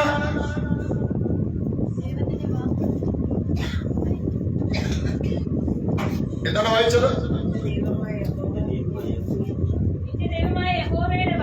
നിന്റെ ദൈവമായ യഹോവയുടെ വാക്ക് ശ്രദ്ധയോട് കേട്ട് ഞാൻ നിന്നോട് ആജ്ഞാപിക്കുന്ന സകല കൽപ്പനകൾ. ശ്രദ്ധിക്കണമേ, ഏതെങ്കിലും 2-3 എന്തോ കൽപ്പനകൾ. ഒന്ന് സ്നാനം. യേശുവിനെ പറഞ്ഞ് സ്വർഗത്തിലും ഭൂമിയിലും ആ ഭാഗം അവിടെ തന്നെ വെച്ചിരിക്കണം. യേശുവിനെ പറഞ്ഞ് മത്തായി 28 വായിക്കുമ്പോൾ 18 പറയുന്നു, സ്വർഗത്തിലും ഭൂമിയിലും സകല അധികാരവും എനിക്ക് നൽകപ്പെട്ടിരിക്കുന്നു. ആകയാൽ നിങ്ങൾ പുറപ്പെട്ടു പിതാവിന്റെയും പുത്രന്റെയും പരിശുദ്ധാത്മാവിന്റെയും നാമത്തിൽ സ്നാനം കഴിപ്പിക്കണം. അപ്പൊ സ്നാനം എന്ന് പറയുന്ന ഒരു കൽപ്പനയാണ്. എങ്ങനെയാണ് സ്നാനം? തളിപ്പ് സ്നാനമല്ല. വെള്ളം കോരി ഒഴിച്ചിട്ട് ഒരു അറിവുമില്ലാത്തൊരു കൊച്ചു കുഞ്ഞിനെ കൊണ്ടുവന്ന് ഒരു പാളയെ കിടത്തിയിട്ട് ഏതോ ഒരു അപ്പൻ വന്നെ തലയെ കൈ വെച്ചിട്ട് ഇവന്റെ പാപമൊക്കെ ഞാൻ ഏറ്റെടുക്കുന്നു, ഇവനെ ഞാൻ സമർപ്പിക്കുന്നു എന്ന് പറഞ്ഞ് കുറച്ച് വെള്ളം കോരി കുടയുന്ന തളിപ്പ് സ്നാനം ബൈബിളിലെ സ്നാനമല്ല. അത് കത്തോലിക്ക ബൈബിളിലുമില്ല, യാക്കോബക്കാരുടെ ബൈബിളിലുമില്ല, CSIയുടെ ബൈബിളിലുമില്ല, പെന്തിക്കോസുകാരുടെ ബൈബിളിലുമില്ല, സത്യവേദ പുസ്തകത്തിൽ എവിടെയും അത് കാണാൻ കഴിയുന്നില്ല. അപ്പോൾ അങ്ങനെ ഒരു സ്നാനമില്ല. അപ്പോൾ ഇവിടെ പറയുന്നു, പിതാവിന്റെയും പുത്രന്റെയും പരിശുദ്ധാത്മാവിന്റെയും നാമത്തിൽ സ്നാനം കഴിപ്പിച്ചു. രണ്ടാമതെന്താ പറയുന്നത്? ഞാൻ നിങ്ങളോട് കൽപ്പിച്ചതൊക്കെയും പ്രമാണിപ്പാൻ തക്കവണ്ണം ഉപദേശിക്കണം. അങ്ങനെ അവിടെ പറയുന്നു, ഞാൻ നിങ്ങളോട് കൽപ്പിച്ചതൊക്കെയും പ്രമാണിപ്പാൻ എന്ന് പറഞ്ഞാൽ ഒരു കാര്യം പറഞ്ഞു കൊടുത്താൽ പോരാ, അത് പ്രമാണിക്കുന്നുണ്ടോ എന്ന് പരിശോധിക്കണം. ഒരു കൽപ്പന പറഞ്ഞു, കള്ളം പറയരുത്, ഒരു കൽപ്പനയാണ്. കൊല ചെയ്യരുത്, കൽപ്പനയാണ്. മോഷ്ടിക്കരുത്, കൽപ്പനയാണ്. വ്യഭിചാരം ചെയ്യരുത്, കൽപ്പനയാണ്. അന്യന്റെ മുതൽ ആഗ്രഹിക്കരുത്, കൽപ്പനയാണ്. പഴയ നിയമത്തിൽ കാതലായ 10 കൽപ്പനകളെ കുറിച്ച് പറയുന്നു. ഏതാണ്ട് 2000-ലധികം കൽപ്പനകൾ പഴയ നിയമത്തിൽ കാണാൻ കഴിയും. അതിനകത്ത് കാതലായ 10 കൽപ്പനകൾ. ഈ കൽപ്പനകൾ, സ്തോത്രം, അവിടെ പറയുന്നു, ഈ കഥ പറയുന്നു, ഞാൻ നിന്നോട് കൽപ്പിച്ചതൊക്കെയും. അപ്പൊ നിങ്ങളോട് പറയുന്ന കൽപ്പനകൾ, നിങ്ങളുടെ കയ്യിലിരിക്കുന്ന വേദപുസ്തകത്തിലെ കൽപ്പനകൾ, അത് വായിച്ചു നടക്കാനുള്ളതല്ല, അത് പ്രമാണിക്കാനുള്ളതാണ്. അപ്പോൾ ഈ കൽപ്പനകൾ അത് പിതാവിന്റെയും പുത്രന്റെയും പരിശുദ്ധാത്മാവിന്റെയും നാമത്തിൽ സ്നാനം കഴിപ്പിച്ചു. ഞാൻ നിങ്ങളോട് കൽപ്പിച്ചതൊക്കെയും പ്രമാണിപ്പാൻ തക്കവണ്ണം എന്ന് പറഞ്ഞാൽ, ഇവിടെ സഭയ്ക്കകത്ത് വന്നിരിക്കുന്നവർ എങ്ങനെയെങ്കിലും ഇരുന്നിട്ട് പോട്ടെ, എങ്ങനെയെങ്കിലും വരട്ടെ എന്ന് പറയുന്ന പ്രസ്ഥാനമല്ല ഈ പ്രസ്ഥാനം. നിനക്കൊരു ചിട്ട വെച്ചിട്ടുണ്ട്, ഒരു ക്രമം വെച്ചിട്ടുണ്ട്, ഒരു വ്യവസ്ഥ വെച്ചിട്ടുണ്ട്. നീ ചിലത് ചെയ്തേ പറ്റൂ, ചിലത് നീ പ്രമാണിച്ചേ പറ്റൂ. എങ്ങനെയെങ്കിലും ഇവിടെ ജീവിക്കാൻ കഴിയത്തില്ല. അങ്ങനെ ഉള്ളവർക്കുള്ള സ്ഥലമല്ല ദൈവസഭ. പ്രമാണിക്കത്തക്കവണ്ണം ഉപദേശിക്കണം. തല്ലണമെന്നല്ല, ഉപദേശിക്കണം. ഇന്ന് ലോകത്തിലുള്ള ഏതാണ്ട് 99% ആൾക്കാർക്കും ഇഷ്ടമില്ലാത്തൊരു സാധനമാണ്, മെഡിസിനാണ് ഉപദേശം. ഭർത്താവ് ഭാര്യ ഉപദേശിക്കുന്നത് ഭാര്യയ്ക്ക് ഇഷ്ടമല്ല.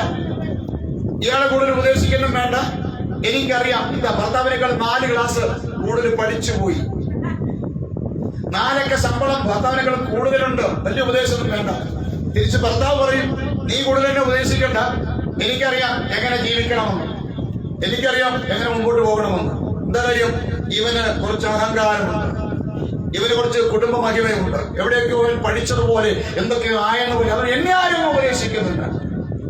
കാര്യം എന്താ? ഭർത്താവിന് ഉപദേശം ഇഷ്ടമല്ല, ഭാര്യയ്ക്ക് ഉപദേശം ഇഷ്ടമല്ല, ഭർത്താവിന് ഉപദേശം ഇഷ്ടമല്ല. അതുകൊണ്ട് അവർക്കുണ്ടായ മക്കൾക്കും ഇപ്പോൾ ഉപദേശം വലിയ ഇഷ്ടമല്ല. മനസ്സിലാകുന്നുണ്ടോ? നിങ്ങൾ വീടുകളിൽ പോയി നോക്കിയേ, ഭർത്താവിന്റെ ഉപദേശം കേൾക്കുന്ന ഭാര്യയും ഭാര്യയുടെ ഉപദേശം കേൾക്കുന്ന ഭർത്താവും ഉള്ള വീട്ടിൽ മക്കൾ ഉപദേശത്തിന് നിൽക്കത്തില്ല. അവരെ വഴിക്ക് പോകും. ഞായറാഴ്ച ദിവസം 10 മണിക്ക് അല്ലെങ്കിൽ 9 മണിക്ക് ആരാധനയ്ക്കുള്ള സമയമാണ്. കുഞ്ഞെ വാ എന്ന് പറഞ്ഞാൽ എനിക്കിപ്പോ സൗകര്യമില്ല, എനിക്ക് പന്ത് കളിക്കാൻ പോകണം, ക്രിക്കറ്റ് കളിക്കാൻ പോകണം, എനിക്കെന്റെ കൂട്ടുകാരന്റെ കല്യാണത്തിന് പോകണം, അവിടെ പോണം ഇവിടെ പോണം, ഇവിടെ തന്തയിലും തമ്മിൽ വാക്ക് കേൾക്കാതെ, ഉപദേശം കേൾക്കാതെ, ഇവിടെ മോനെ വൈകിട്ട് നേരത്തെ പറഞ്ഞ സൗകര്യമില്ല, വന്നില്ലെങ്കിൽ ഇപ്പൊ എന്തോ ചെയ്യും? എന്റെ അപ്പന്റെ അത്ര നീളം എനിക്കുണ്ടല്ലോ, പിന്നെ ഇപ്പൊ ഞാൻ വരുന്നേ ഉപദേശം കേൾക്കുന്നുണ്ടോ? അപ്പോൾ ഇത് അവന് ഇഷ്ടമല്ല. ഈ പെമ്പിളരാണെങ്കിലും എന്റെ പൊന്നെ പറയണ്ട. ഒരു 4ാം ക്ലാസ് കഴിഞ്ഞാൽ പിന്നെ, ഒരു 3ാം ക്ലാസ് കഴിഞ്ഞാൽ പിന്നെ ഇവറ്റകളെ പിടിച്ചാൽ കിട്ടത്തില്ല. ഒരു ഉപദേശവും പറയാൻ പറ്റില്ല. ഉടനെ ബ്ലേഡ് എടുക്കും, പിച്ചാക്കി എടുക്കും, കയറെടുക്കും, വിശക്കുപ്പി എടുക്കും. ഇപ്പൊ ഞാൻ തീർന്നു കളയും, ഇല്ലെങ്കിൽ കെട്ടത്തിന് മേളിൽ കയറി ഞാൻ താഴ്ത്തി ചാടും. ഉപദേശിക്കാൻ പാടില്ല. എന്തിനാ? പെന്തിക്കോസിൽ വന്ന വിശ്വാസികളെ നോക്കി നല്ലവണ്ണം 4 വാക്കിൽ ഉപദേശിച്ച പിന്നെ അടുത്ത സഭയിൽ ചാടിപ്പോകുന്ന വിശ്വാസി. അങ്ങനെ ചാടിപ്പോകുന്നവരെ പിടിച്ചു കയറ്റാൻ നിൽക്കുന്ന മറ്റൊരു ദൈവദാസൻ. നീ നേരത്തെ വരണം, സമയത്ത് വരണം, ദശാംശം കൊടുക്കണം, ദൈവത്തെ ആരാധിക്കണം, പാട്ട് പാടണം, പഠിക്കണം, വചനം വായിക്കണം, വചനം പഠിക്കണം, നിന്റെ വീട്ടിൽ പ്രാർത്ഥന വയ്ക്കണം, നന്നാകണം, സ്വഭാവം മാറ്റണം എന്ന് പറഞ്ഞ് ഉപദേശിക്കുന്ന ഉപദേശിയെ ഇവർക്ക് ഇഷ്ടമല്ല. പിന്നെ പുറത്തുനിന്ന് ആരെങ്കിലും വന്നിട്ട് കർണരസം തോന്നുന്ന, ഇക്കിളിപ്പെടുത്തുന്ന തമാശകളൊക്കെ പറയുന്ന ദൈവദാസനുണ്ടെങ്കിൽ ഓ എന്തോ നല്ല പാസ്റ്ററാ പുള്ളി, പൊന്നമ്മ ചേച്ചി, ഇതല്ല പാസ്റ്ററാ. സ്തോത്രം. ഉപദേശം ഇഷ്ടമല്ല, വിശ്വാസികൾക്ക് ഉപദേശം ഇഷ്ടമല്ല. പിന്നെ അവർക്ക് ഇഷ്ടമാണെന്തോ കർണരസം തോന്നുന്ന ഉപദേശങ്ങൾ. കൊള്ളാം, നന്നായിട്ടുണ്ട് കേട്ടോ, നല്ല ഉടുപ്പാ, നാട്ടുകാർ വളരെ കല്ല് പറക്കറിയുന്ന ഉടുപ്പായിട്ടുണ്ട് വന്നിരിക്കുന്നേ. എന്നിട്ട് ഉപദേശിച്ച് പറഞ്ഞു നല്ല ഡ്രസ്സ്, നല്ല മാച്ചിങ്. ഓ എന്റെ മാസ്റ്റർ പറഞ്ഞല്ലോ ഈ ഡ്രസ്സ് കൊള്ളാമെന്ന്, നിങ്ങൾക്കല്ലേ പിടുത്തമില്ലാത്ത. സ്തോത്രം. കുഴപ്പമില്ല, എങ്ങനെയെങ്കിലും വന്നല്ലോ, 1 മണിക്ക് മുമ്പെങ്കിലും എത്തിച്ചാർന്നല്ലോ, അത് മതി. വന്നോ, ഓ സ്തോത്രം, അത് മതി. 12:00 എത്തിയല്ലോ, ഓ വന്നിട്ട് അത് മതി, അത് മതി. എന്ത് സന്തോഷമില്ല. എങ്ങനെയെങ്കിലും മതി. എവിടെയെങ്കിലൊക്കെ പോയി കറങ്ങി അടിച്ച് അവിടുത്തെ കോവിലിൽ പോയി പൊട്ടും കുത്തി, ഇവിടുത്തെ പള്ളിയിൽ ചെന്ന് കുന്തം വരച്ച്, അവിടുത്തെ മുസ്ലിം പള്ളിയിൽ പോയി അവിടുത്തെ പിന്നെ ശാപ്പാട് പഠിച്ചിട്ട് ഇവിടെ പെന്തക്കോസി വന്ന് ലാസ്റ്റ് കയറുന്നവനെ നോക്കിയിട്ട് കൊള്ളാം ബ്രദറെ കൊള്ളാം, വന്നല്ലോ. നല്ല ഉപദേശം ഇഷ്ടമല്ല, നേതാക്കന്മാർക്ക് ഉപദേശം ഇഷ്ടമല്ല, രാഷ്ട്രീയ പാർട്ടികൾക്ക് ഉപദേശം ഇഷ്ടമല്ല, പോലീസുകാര് അവർക്ക് ഉപദേശം ഇഷ്ടമല്ല, അവര് ഇങ്ങോട്ട് ഉപദേശിക്കുന്നു, അങ്ങോട്ട് അവർക്ക് ഇഷ്ടമല്ല. എടുത്തു നോക്കിയേ, ലോകത്തിൽ 99% മനുഷ്യർക്കും ഇപ്പോൾ എന്തിഷ്ടമല്ല? ഉപദേശം ഇഷ്ടമല്ല. അതുകൊണ്ട് അവരെ വീട്ടിൽ വളർന്ന പട്ടിക്കും പൂച്ചയ്ക്കും പോലും ഇപ്പൊ ഉപദേശം ഇഷ്ടമല്ല. ഇവിടെ എന്താ യേശു പറഞ്ഞേ? സ്വർഗത്തിൽ സ്വർഗത്തിൽ പോയി സകല അധികാരികൾ നൽകപ്പെട്ടിരിക്കുന്നു, ആകെ നിങ്ങൾ പുറപ്പെട്ട് പിതാവിന്റെയും പുത്രന്റെയും പരിശുദ്ധാത്മാവിന്റെ നാമത്തിൽ സ്നാനം കഴിപ്പിച്ചു ഞാൻ നിങ്ങളോട് കൽപ്പിച്ചതൊക്കെയും പ്രമാണിപ്പാൻ തക്കവണ്ണം ഉപദേശിച്ചു. യേശുവിനതൊക്കെ പറയാം. എന്റെ കർത്താവ്, നീ പറഞ്ഞിട്ട് ഞാനിതൊക്കെ പറയുന്നേ, ഇവറ്റകൾ കേൾക്കണ്ടയോ? ഇവറ്റകൾക്ക് വല്ല ബോധമുണ്ടോ? ഇവർക്ക് ഉപദേശം ഇഷ്ടമല്ലെന്ന്. അങ്ങനെ ചെയ്യരുത് കുഞ്ഞ് എന്ന് പറഞ്ഞ് അതേ ചെയ്യൂ. അങ്ങോട്ട് പോകരുത് കുഞ്ഞ്, അവിടെ പോകൂ. അത് കുടിക്കരുത് കുഞ്ഞ്, അതേ കുടിക്കൂ. നിന്റെ വാങ്ങോട്ട് പോസ്റ്റ് പറയല്ലേ, അതേ പറയൂ. കള്ളത്തരം പറയല്ലേ, അതേ പറയൂ. ഉപദേശം ഇഷ്ടമല്ല. ഉപദേശിക്കുന്ന ഉപദേശിയെ ഇവർക്ക് ഇഷ്ടമല്ല. മറ്റേ രാജ്യപ്രദമായിരുന്നെങ്കിൽ நல்லீங்களா அந்த கேள்வி கேட்கும் போதே அல்ப மாதிரி இருக்கிறது. அதனாலதான் என் மாப்பிள்ளை ஈவினிங் அங்க வர போறது. காரணம் ஏன் வராம இருக்கிறது? ஈவினிங் அங்க நல்லா எளிமையா பேசுற ஆளு. ஸ்தோத்திரம். அது உபதேசம் அல்ல. നിന്നെ ചതിച്ചുകൊണ്ടിരിക്കുകയാണ്. നിന്റെ കുടുംബത്തെ ചതിച്ചു, അവിടെ പോയി കയറുന്നവനൊക്കെ ചതിച്ചുകൊണ്ടിരിക്കുകയാണ്. ഈ കർണരസം തോന്നുന്ന, ഇക്കിളിപ്പെടുത്തുന്ന, അല്ലെങ്കിൽ മെറ്റീരിയൽ ബ്ലെസ്സിങ് മാത്രം പറയുന്ന, നിനക്ക് കാർ ലഭിക്കാൻ പോകുന്നു, വീട് ലഭിക്കാൻ പോകുന്നു, കൊട്ടാരം ലഭിക്കാൻ പോകുന്നു, നിന്റെ മകനെ അമേരിക്ക അയക്കാൻ പോകുന്നു, ഇതൊക്കെ പറയുന്നത് കേൾക്കാൻ ഭയങ്കര രസമാ. അവിടേക്ക് ഇഷ്ടംപോലെ ആൾക്കാർ കയറുന്നുണ്ട്. പകൽ ഉപദേശം ഇഷ്ടമല്ല. വായിച്ചേ ആവർത്തനം. ശ്രദ്ധയോട് കേട്ട് ഞാൻ നിന്നോട് ഇന്ന് ആജ്ഞാപിക്കുന്ന അവന്റെ സകല കൽപ്പനകളും പ്രമാണിച്ചു നടന്നാൽ. ശ്രദ്ധിക്കണം, ഇതാണ് വ്യവസ്ഥ. വെറുതെ ഈ അനുഗ്രഹം കിട്ടത്തില്ല, വെറുതെ സൗഖ്യം കിട്ടത്തില്ല, വെറുതെ കുടുംബത്തിന്റെ ബാധ്യത മാറത്തില്ല, വെറുതെ നിന്റെ ജീവിതത്തിന് മാറ്റം ഉണ്ടാകത്തില്ല. ഇതുപോലെ എന്നെ കേൾക്കുമ്പോൾ എങ്ങനെയെങ്കിലും ഒരു വിടുതലല്ല. പിന്നെയോ നീ വചനം അനുസരിക്കാൻ തയ്യാറായാൽ, ഈ വചനം പ്രമാണിക്കാൻ തയ്യാറായാൽ, അതിനകത്തുകൂടി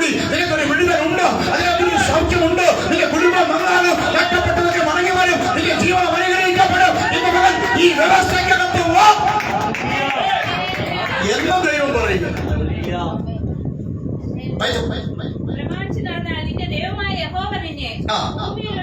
എങ്ങനെയാക്കുമെന്ന് പറഞ്ഞിരിക്കുന്നത് ഭൂമിയിലുള്ള സകല ജാതികൾക്കും മീതെ. ഒന്ന് കൈയടിക്കാൻ തോന്നുന്നില്ലല്ലോ നിങ്ങൾക്ക്.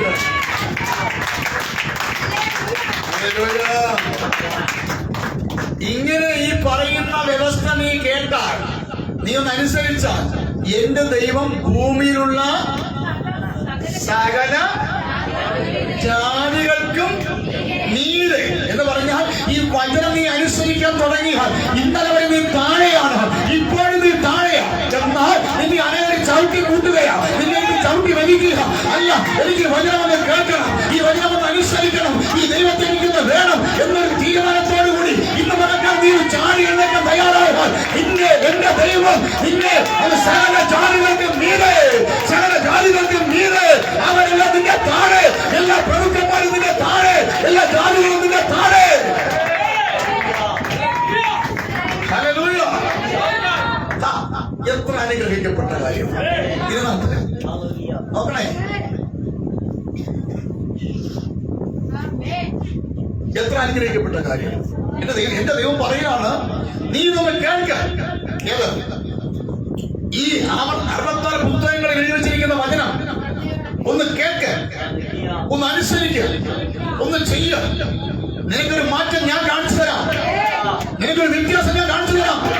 നിന്റെ സമീപത്തുള്ള നിന്റെ ജാതിക്കാരും നിന്റെ സ്വന്തക്കാരും നിന്റെ കുടുംബക്കാരും നിന്റെ തുടക്കാരും നോക്കി നിൽക്കുക. നീ അവരുടെ മുകളിലേക്ക് കയറാൻ പോകുക, അതിന്റെ മുകളിൽ ഉയർത്താൻ പോകുക. അങ്ങനെ വിശ്വസിക്കുന്നവർ കരങ്ങൾ അടിച്ചു കർത്താവിനെ ഒന്ന് ആരാധിച്ചു നോക്കിയ ഇത് മകൾക്കാലം. ഹല്ലേലൂയ. നിന്നെ ഉയർത്താമെന്ന് പറഞ്ഞത് ഒരു നേതാവല്ല, ഒരു സംഘടനയല്ല. നിന്നെ ഉയർത്താമെന്ന് പറഞ്ഞത് ഒരു കുടുംബമല്ല, പിന്നെയോ ഒരു വ്യക്തിയല്ല. സർവത്തെ ഉണ്ടാക്കിയവരും, സർവത്തെ ഉണ്ടാക്കാൻ കഴിവുള്ളവൻ, നിന്നെ നിർമ്മിച്ചവൻ, നിന്നെ വിടുവിച്ചവൻ, നിന്നെ അവന്റെ സ്വരൂപത്തിൽ ഉണ്ടാക്കി നിന്നെ ഇവിടെ ഉയർത്താൻ വേണ്ടിയാണ്. ഹല്ലേലൂയ. സകല ജാതികളിൽ വെച്ച് ഉന്നതമാകും. ഒന്ന് തലയെ കഴിച്ച് പറയാൻ പറ്റുമോ? അത് എനിക്കുള്ള ദൂതാണെന്ന് തോന്നുന്നേ, അത് എന്നോടാ പറഞ്ഞെന്ന് തോന്നുന്നേ. അല്ലെങ്കിൽ ആരൊക്കെയോ അങ്ങനെ ഒന്ന് ഏറ്റെടുക്കാൻ നോക്കുക, ഇത് എന്നോടാ നോക്ക. അവൻ ഈ ഉന്നതമാക്കുന്നൊക്കെ പറഞ്ഞു അനുസരിക്കണം. ഞാനൊരു കാര്യം പറയട്ടെ, ഈ ദൈവത്തെ അനുസരിക്കുന്നവർ എങ്ങനെ അറിയാം? അവര് കമ്മലുമാരെയൊക്കെ ഊരി വെള്ള ഉടുപ്പൊക്കെ ഇട്ട് മീശയൊക്കെ വലിച്ച് അല്ലെങ്കിൽ എന്നെ പോലെ ഫുൾ താടിയൊക്കെ വെച്ച് അങ്ങനെയാണോ? ദൈവത്തെ അനുസരിക്കുന്നവർ എങ്ങനെ അറിയാം? ദൈവത്തെ അനുസരിക്കുന്ന ഒരു വ്യക്തി, ഈ ബൈബിളിൽ പറഞ്ഞിരിക്കുന്ന കാര്യം അനുസരിക്കുന്ന പറയുന്ന വ്യക്തി, അവർ എങ്ങനെ ഐഡന്റിഫൈ ചെയ്യാം, എങ്ങനെ തിരിച്ചറിയാം? അവർ അവരുടെ ദൈവദാസനെ, അവരെ നടത്തുന്ന അഭിഷിക്തന്മാരെ അനുസരിക്കാൻ തയ്യാറാകും. 1. 2, ഈ ദൈവത്തിന്റെ വാക്കനുസരിക്കുന്നവർ എങ്ങനെ തിരിച്ചറിയാം? അവരവരുടെ ഭവനത്തിൽ അവർക്കൊരു ഭർത്താവുണ്ടെങ്കിൽ ആ ഭർത്താവിനെ അനുസരിക്കും. ഭർത്താവാണെങ്കിൽ ഭാര്യയാണെങ്കിൽ അവർ രണ്ടുപേരും അങ്ങോട്ടും ഇങ്ങോട്ടും വളരെ നല്ല നിലയിൽ പരസ്പരം ധാരണയോടെ പരസ്പര വിശ്വാസത്തോടെ കാര്യങ്ങൾ പറഞ്ഞ് നന്നായി ജീവിക്കാൻ ശ്രമിക്കും. ഇങ്ങനെ അനുസരിക്കുന്ന ദൈവത്തെ അനുസരിക്കുന്നവർ എങ്ങനെ തിരിച്ചറിയാം? അവർ അവരുടെ അധ്യാപകരും അവരുടെ മേലുദ്യോഗസ്ഥരും ഒക്കെ അവർ കീഴ്പ്പെട്ട് അനുസരിക്കും. മനസ്സിലാവുന്നുണ്ടോ? ഇങ്ങനെ അനുസരിക്കാൻ ആഗ്രഹിക്കുന്ന മക്കൾ വീട്ടിലുണ്ടെങ്കിൽ അവരുടെ അപ്പനെ അമ്മേനെ അവരനുസരിക്കും, മുതിർന്നവരെ അനുസരിക്കും. സഭയിലെ മക്കളാണെങ്കിലോ അവരെക്കാളും ഒരു ദിവസമെങ്കിലും പഴക്കമുള്ള എക്സ്പീരിയൻസ് ഉള്ള ദൈവവചനം ഉണ്ടെങ്കിൽ അവരെ പോലും അനുസരിക്കും. നിയമങ്ങൾ അനുസരിക്കും. ഗവൺമെന്റ് വെച്ചിരിക്കുന്ന നിയമങ്ങൾ അനുസരിക്കും. എന്തോ ഗവൺമെന്റ് വെച്ച നിയമം? വണ്ടി ഓടിക്കണമെങ്കിൽ എന്ത് നിയമമായിട്ട്? ലൈസൻസ് വേണം, അല്ലേ? വേണോ വേണ്ടേ? ആ ദൈവത്തെ അനുസരിക്കുന്നവനാണെങ്കിൽ അതുണ്ടായിരിക്കും. ഹല്ലേലൂയ. ദൈവത്തിനെ അനുസരിക്കുന്നവനാണെങ്കിൽ ദൈവം പറഞ്ഞിരിക്കുന്നു 6 ദിവസം വേല ചെയ്യുക, 7ാം ദിവസം പോയി 8 മണിക്കൂർ 16 മണിക്കൂർ ചെയ്യുക. ഇല്ല, 6 ദിവസത്തിന്റെ വേലയൊക്കെ ചെയ്തിട്ട് 7ാമത്തെ ദിവസം ശബത്താകയാൽ നീ കാലുകളെ അടക്കി വെച്ച് സ്വസ്ഥമായിരിക്കുക, അനുസരിക്കും. അന്ന് 16 പ്രോഗ്രാമായിട്ട് സഭയിൽ വരത്തില്ല. ഇതാണ് അനുസരിക്കുന്നവരുടെ സ്വഭാവം. നിങ്ങളുടെ അനുസരണ കാണുമ്പോൾ നിങ്ങളുടെ അയൽവക്കക്കാർ പറയും, ഓ ആ കൊച്ചെന്ത് നല്ല അനുസരണമുള്ള കൊച്ച, അപ്പനെ അനുസരിക്കുന്നു, അമ്മയെ അനുസരിക്കുന്നു, അണ്ണന്മാരെ അനുസരിക്കുന്നു, ചേച്ചിമാരെ, അമ്മുമ്മേനെ, കുഞ്ഞമ്മേനെ വരെ അനുസരിക്കുന്നു. മനുഷ്യരെ അനുസരിക്കാൻ തുടങ്ങുമെന്ന്. ദൈവത്തെ അനുസരിക്കുന്ന ഒരെണ്ണം ഇതിനകത്തുണ്ടെങ്കിൽ, എന്നെ കേൾക്കുന്ന ആരെങ്കിലും ദൈവത്തെ അനുസരിക്കുന്ന വ്യക്തിയാണെങ്കിൽ ഞാൻ ഉറപ്പായിട്ട് പറയാം, ഈ മേഖലകളിൽ നിങ്ങൾക്കൊരു അനുസരണം ഉണ്ടാകുമെന്ന്. ബൈബിൾ പറയുന്നു, അനുസരിക്കുന്നത് പോലെ ഒരു യാഗം വേറെയില്ല. പണ്ടൊക്കെ ദൈവത്തെ പ്രസാദിപ്പിക്കാൻ പഴയ നിയമത്തിൽ കേൾക്കണോ പറയട്ടെ, കേൾക്കണമെങ്കിൽ മാത്രം പറയാം. കേൾക്കണോ വേണ്ടയോ? കേൾക്കണം. ഓക്കെ, പറയാം. അതായത് പണ്ടത്തെ നിയമത്തിൽ, പഴയ നിയമത്തിൽ ദൈവത്തെ പ്രസാദിപ്പിക്കുവാനായിട്ട് ദൈവം വെച്ച ഒരു ക്രമീകരണമാണ് യാഗം.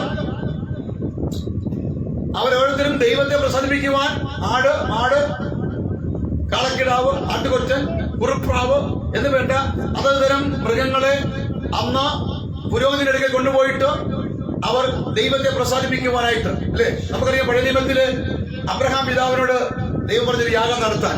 എന്താണ് യാഗം? അത് ആടല്ല, മാടല്ല, കാളക്കുട്ടിയല്ല, കുറുപ്രാവല്ല, പിന്നെയോ തന്റെ സ്വന്തം മകനായ, തനിക്ക് താൻ സ്നേഹിക്കുന്ന 100ാമത്തെ വയസ്സ് ദൈവം കൊടുത്ത ഒരേ ഒരു മകനായ ഇസഹാക്കിനെ യാഗമർപ്പിക്കാൻ പറയുക.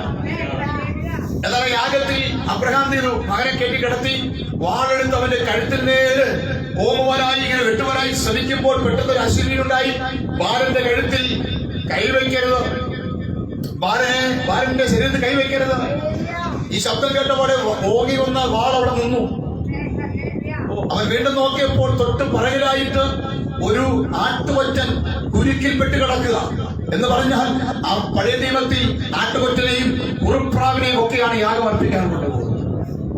യേശുവിന്റെ അമ്മയായിരിക്കണം മറിയയും യോസേഫും യേശുവിനെ ആരാധിക്കൊണ്ട് ചെല്ലുമ്പോൾ അവർ ഒരു പ്രാവിൻ കുഞ്ഞുമായിട്ട് ചെന്നെന്ന് പറയുന്നു യാഗം അർപ്പിക്കുവാൻ. അപ്പൊ പഴയ നിയമത്തിൽ യാഗം, ദൈവത്തെ പ്രസാദിപ്പിക്കുവാൻ യാഗം. അപ്പൊ അന്ന് കഴിവുള്ളവൻ വലിയ കാളക്കുട്ടിയായിട്ട് പോകും, ആട്ടുകൊറ്റന് പോയിട്ട് പോകും, കുഴപ്പമൊന്നുമില്ല. ആരെ കൊന്നാലും ഒരു കാളെ കൊണ്ടുപോയാൽ മതി, പിടിച്ചു പറിച്ചാൽ ഒരു ആട്ടുകൊറ്റനെ കൊണ്ടുപോയാൽ മതി, കയ്യിലുള്ളവരെ കൊണ്ടുപോയാൽ മതി. പക്ഷെ പുതിയ വന്നപ്പോൾ സ്തോത്രം അത് പോരാ. അതിന് പറയുന്നു സ്തോത്രം അനുസരിക്കുന്നത് ഏറ്റവും നല്ലൊരു യാഗമാണ്. ഇന്ന് പകൽ ദൈവത്തിന്റെ വചനം അനുസരിക്കുന്നത് തയ്യാറാകുക, ദൈവത്തിന്റെ വചനം അനുസരിക്കുന്നത് തയ്യാറാകുക. ഈ യാഗമർപ്പിക്കുകയാണ്. ഏതൊരു പുരോഹിതനെ പോലെയും ഈ യാഗമർപ്പിക്കുകയാണ്. യാഗത്തിന്റെ മേൽ ദൈവം പ്രസാദിക്കണമെന്ന്. അങ്ങനെയെങ്കിൽ അനുസരിക്കുന്ന ഒരു സ്വഭാവം ഇന്ന് മുതൽ വളർത്തിയെടുക്കുക. നിന്റെ അമ്മയെ നീ അനുസരിക്കുക, നിന്റെ സഹോദരന്മാരെ അനുസരിക്കുക, നിന്റെ ദൈവദാസനെ അനുസരിക്കുക, നിന്റെ സമയത്തെ അനുസരിക്കുക, ദൈവവചനം പറയുന്നത് അനുസരിക്കുക. ഇന്ന് പകൽക്കാലം അനുസരിക്കാത്ത ഒന്നിനെയും സ്വർഗത്തിൽ കയറ്റുമെന്ന് ആരും വിചാരിക്കണ്ട. അങ്ങനെ സ്വർഗം അവിടെ തരിച്ചു കിടന്ന് അനുസരിക്കാത്ത നിന്നെ കയറ്റി അവിടെ കിട്ടുന്നില്ല. സ്വന്തം അനുസരിക്കുന്നത് യാഗത്തേക്കാളും ശ്രദ്ധിക്കുന്നത് മുട്ടാടിന്റെ മേധസ്സിനെക്കാളും നല്ലതാണ്. പഴയ നിയമത്തിൽ അവിടെ കഥ പറയുന്നു, വായിച്ചോ. നിന്റെ ദൈവമായ യഹോവ നിന്നെ ഭൂമിയിലുള്ള ഭൂമിയിലുള്ള അടുത്ത ആളെ നോക്കിയിട്ട് പറയാം, നിന്നോടാണോ പറഞ്ഞതെന്ന് ചോദിച്ചേ. നിന്നോടാണോ പറഞ്ഞേ? എന്തുവാ നിന്നോടാണോ പറഞ്ഞേ? എന്തോ നിന്നെ സർവ്വജാതികൾക്കും മീതെ ഉന്നതമായി. എല്ലാവരും ഇങ്ങനെ പറഞ്ഞ് സർവ്വജാതികൾക്കും മീതെ നിങ്ങളെ നീ ഉന്നതമാകും. ആ കസേരയിൽ ഒരു പകുതി പൊങ്ങിക്ക്, മൊത്തം പൊങ്ങരുത്, പകുതിയെ പൊങ്ങാവും, സകലം ഒന്ന് പോകണം. അരഭാഗം പൊക്കിയെടുക്കാൻ ഉന്നതമാക്കുന്നതാണ്. അങ്ങനെ ഇരുന്നു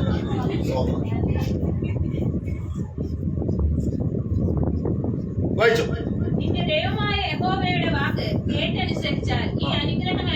ഇനി വരാൻ പോകുന്ന അനുഗ്രഹം കേട്ടോ. ഉന്നതമാക്കുമെന്ന് പറഞ്ഞു തീർന്നില്ല. അതുകൊണ്ട് ഓടിപ്പോണ്ട, ഇനിയുണ്ട്. എന്താ പറയുന്നത്? ഈ അനുഗ്രഹങ്ങൾ ഏതനുഗ്രഹം? വരാൻ പോകുന്ന അനുഗ്രഹങ്ങൾ വായിച്ചു. വയലിൽ നീ അനുഗ്രഹിക്കപ്പെടും. ഹലോ, ശ്രദ്ധിക്കാം. എന്താ വയൽ?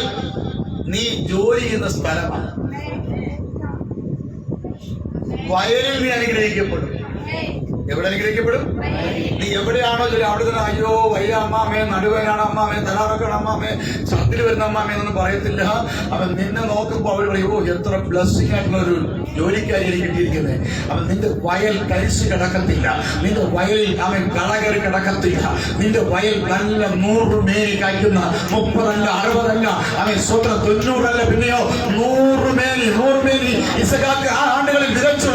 അവൻ 30 അല്ല 60 അല്ല 100 മേനി ഫലം കൊയ്യുന്ന ഇതുപോലെക്കാലം ദൈവത്തിന്റെ കൽപ്പന അനുസരിക്കുന്ന നിന്റെ വയൽ, നിന്റെ ബിസിനസ് സ്ഥാപനങ്ങൾ, നീ ജോലി ചെയ്യുന്ന സ്ഥലങ്ങൾ, എല്ലാ മേഖലയിലും നീ ഒരു അനുഗ്രഹമായിരിക്കും.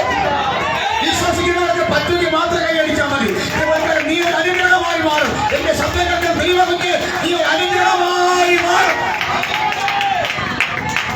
പക്ഷെ കൽപ്പന അനുസരിക്കും. വ്യവസ്ഥയിൽ പറഞ്ഞു അനുഗ്രഹിക്കണം, ദൈവമേ എന്നെ അനുഗ്രഹിക്കണേ, അപ്പുറത്തവനെ പോലെയല്ല, അതിനേക്കാളും നേരെ അനുഗ്രഹിക്കണേ. എവിടെ? പള്ളി വരത്തില്ല, പ്രാർത്ഥിക്കത്തില്ല, വചനം വായിക്കത്തില്ല, പാട്ട് പഠിക്കത്തില്ല, സ്വോത്രകാഴ്ച ഇടത്തില്ല, ദശാംശം കൊടുക്കത്തില്ല, എന്നിട്ടും പറയണ അനുഗ്രഹിക്കണേ.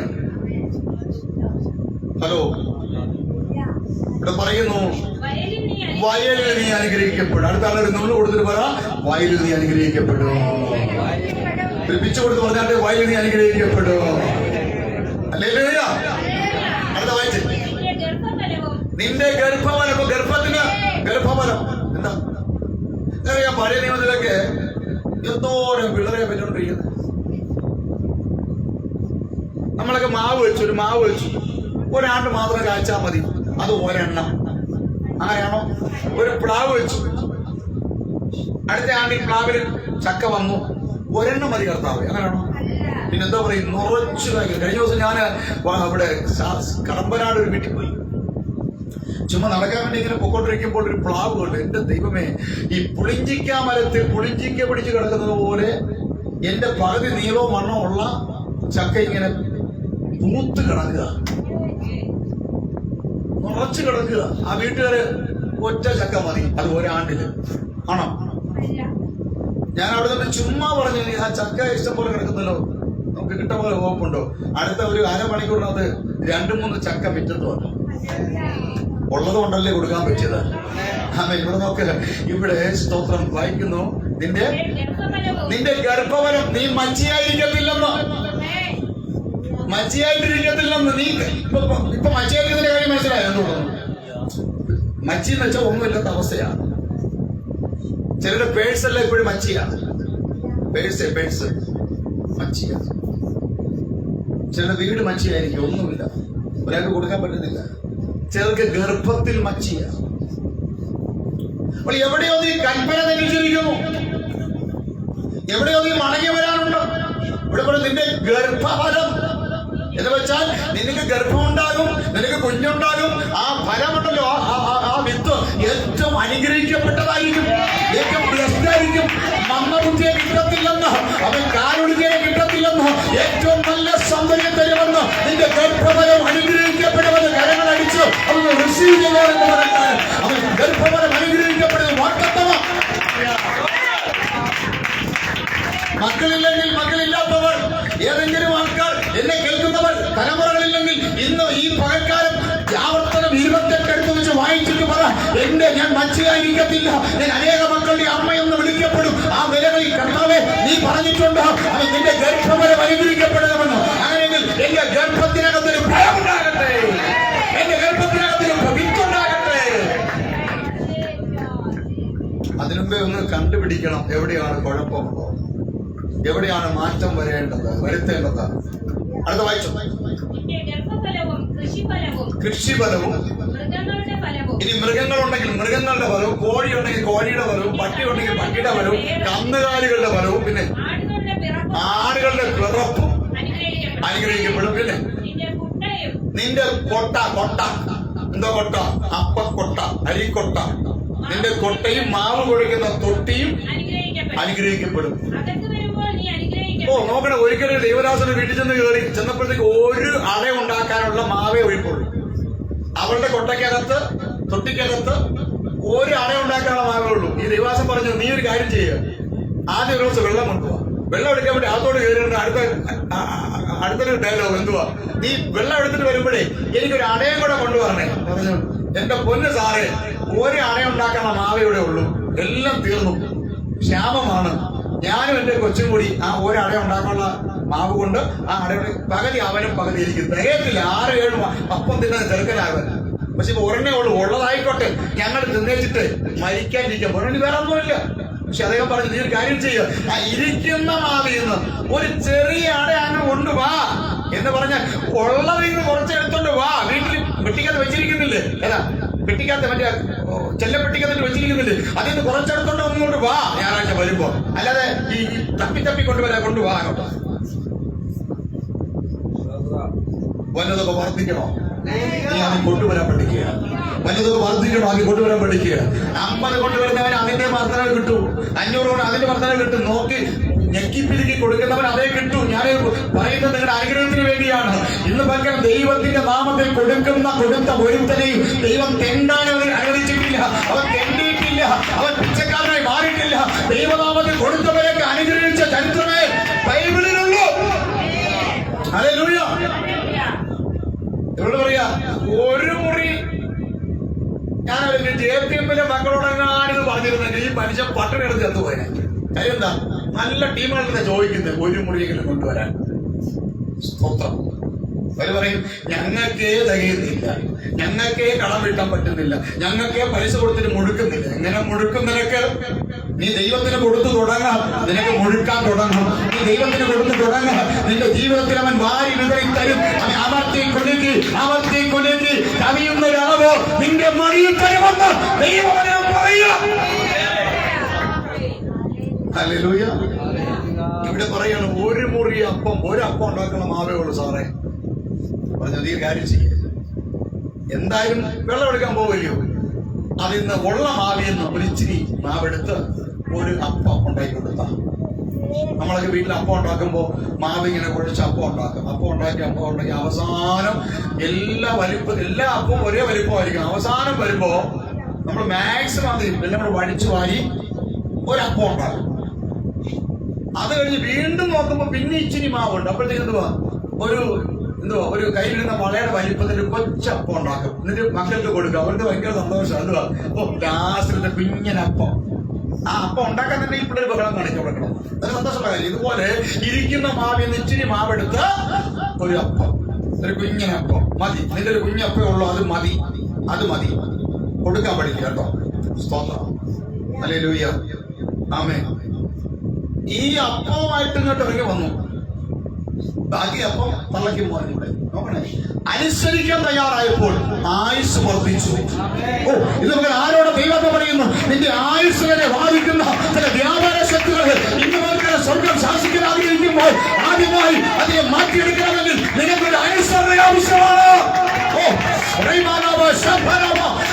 എന്റെ ദൂത് കേൾക്കുന്ന ദൈവമുണ്ട്. നിന്റെ ജീവിതത്തോട് ബാധിക്കുന്ന, നിന്റെ അവൻ ജീവനോട് ബാധിക്കുന്ന അദൃശ്യ മണ്ഡലങ്ങളിൽ നിൽക്കുന്ന ശക്തിയെ തകർത്തുവാൻ സ്വർഗം ആഗ്രഹിക്കുമ്പോൾ ഇന്ന് നീ തീരുമാനമെടുക്കുക. ഞാൻ ദൈവത്തെ അനുസരിക്കാൻ പോകില്ല, വചനത്തെ അനുസരിക്കാൻ പോകില്ല, എന്റെ കർത്താവിനെ അനുസരിക്കാൻ പോകില്ല, ദൈവദാസനെ അനുസരിക്കാൻ പോകില്ല എന്ന് അനുസരിക്കാൻ തയ്യാറാകാം. മരണം നിന്റെ വീട്ടിൽ നിന്ന് ഇറങ്ങിപ്പോകും, മരണം നിന്റെ പഞ്ചായത്തിൽ നിന്ന് ഇറങ്ങിപ്പോകും, മരണം നിന്റെ ജില്ല വിട്ടു പോകും. നോക്കണേ, ഉള്ള അപ്പൊ മരിക്കാനിരിക്കുക. ഇപ്പോ മരണം മാറി. മരണം മാത്രമല്ല മാറിയത്, അവളുടെ പട്ടിണി മാറി. ഇപ്പോൾ അവൾ ഇങ്ങനെ കോരി എടുക്കുന്നവർ അനുസരിക്കുന്നവർക്ക് കിട്ടുന്ന നന്മയെ ഞാൻ പറയുന്നത്, അനുസരിക്കുന്നവർക്ക് നന്മയെ പറയുന്നത്. ഇന്ന് ഞാൻ പറയുന്ന ഈ ദൂത് നീ കാണാതെ പഠിച്ചു നോക്ക്, കാണാതെ പ്രവർത്തിച്ചു നോക്ക്. നീ കോരി എടുത്ത് നിനക്ക് മാത്രമല്ല, നിന്റെ തലമുറയ്ക്ക് മാത്രമല്ല, അത് നിന്റെ കുടുംബക്കാർക്ക്, നിന്റെ ചാർച്ചക്കാർക്ക്, നിന്റെ സ്വന്തക്കാർക്ക്, നിന്റെ അയൽക്കാർക്ക് ഒക്കെ അനേകം നാളുകൾ കൊടുക്കത്തക്ക നിലയിൽ നിന്റെ തലമുറയെ, നിന്റെ പ്രാപണിക്കുന്ന തൊട്ടിയെ എന്റെ ദൈവം അനുഗ്രഹിക്കാൻ പോവുകയാണ്. ഇത് ചുമ്മാതെ കിട്ടുന്ന പരിപാടിയല്ല. അനുസരിക്കണം. തൊട്ട് പറ, അനുസരിക്കണം. ആരായാലും ശരി, ഇവിടെ ആരെ ഗ്ലാമർ കണ്ടിട്ടൊന്നും എന്റെ ദൈവം പ്രസാദിക്കത്തില്ല കേട്ടോ. കാരണം അവൻ 10,000 സുന്ദരനാണ്. അപ്പോഴാണ് നിന്റെ ഈ സുന്ദരൻ പറഞ്ഞിരിക്കുന്നത്.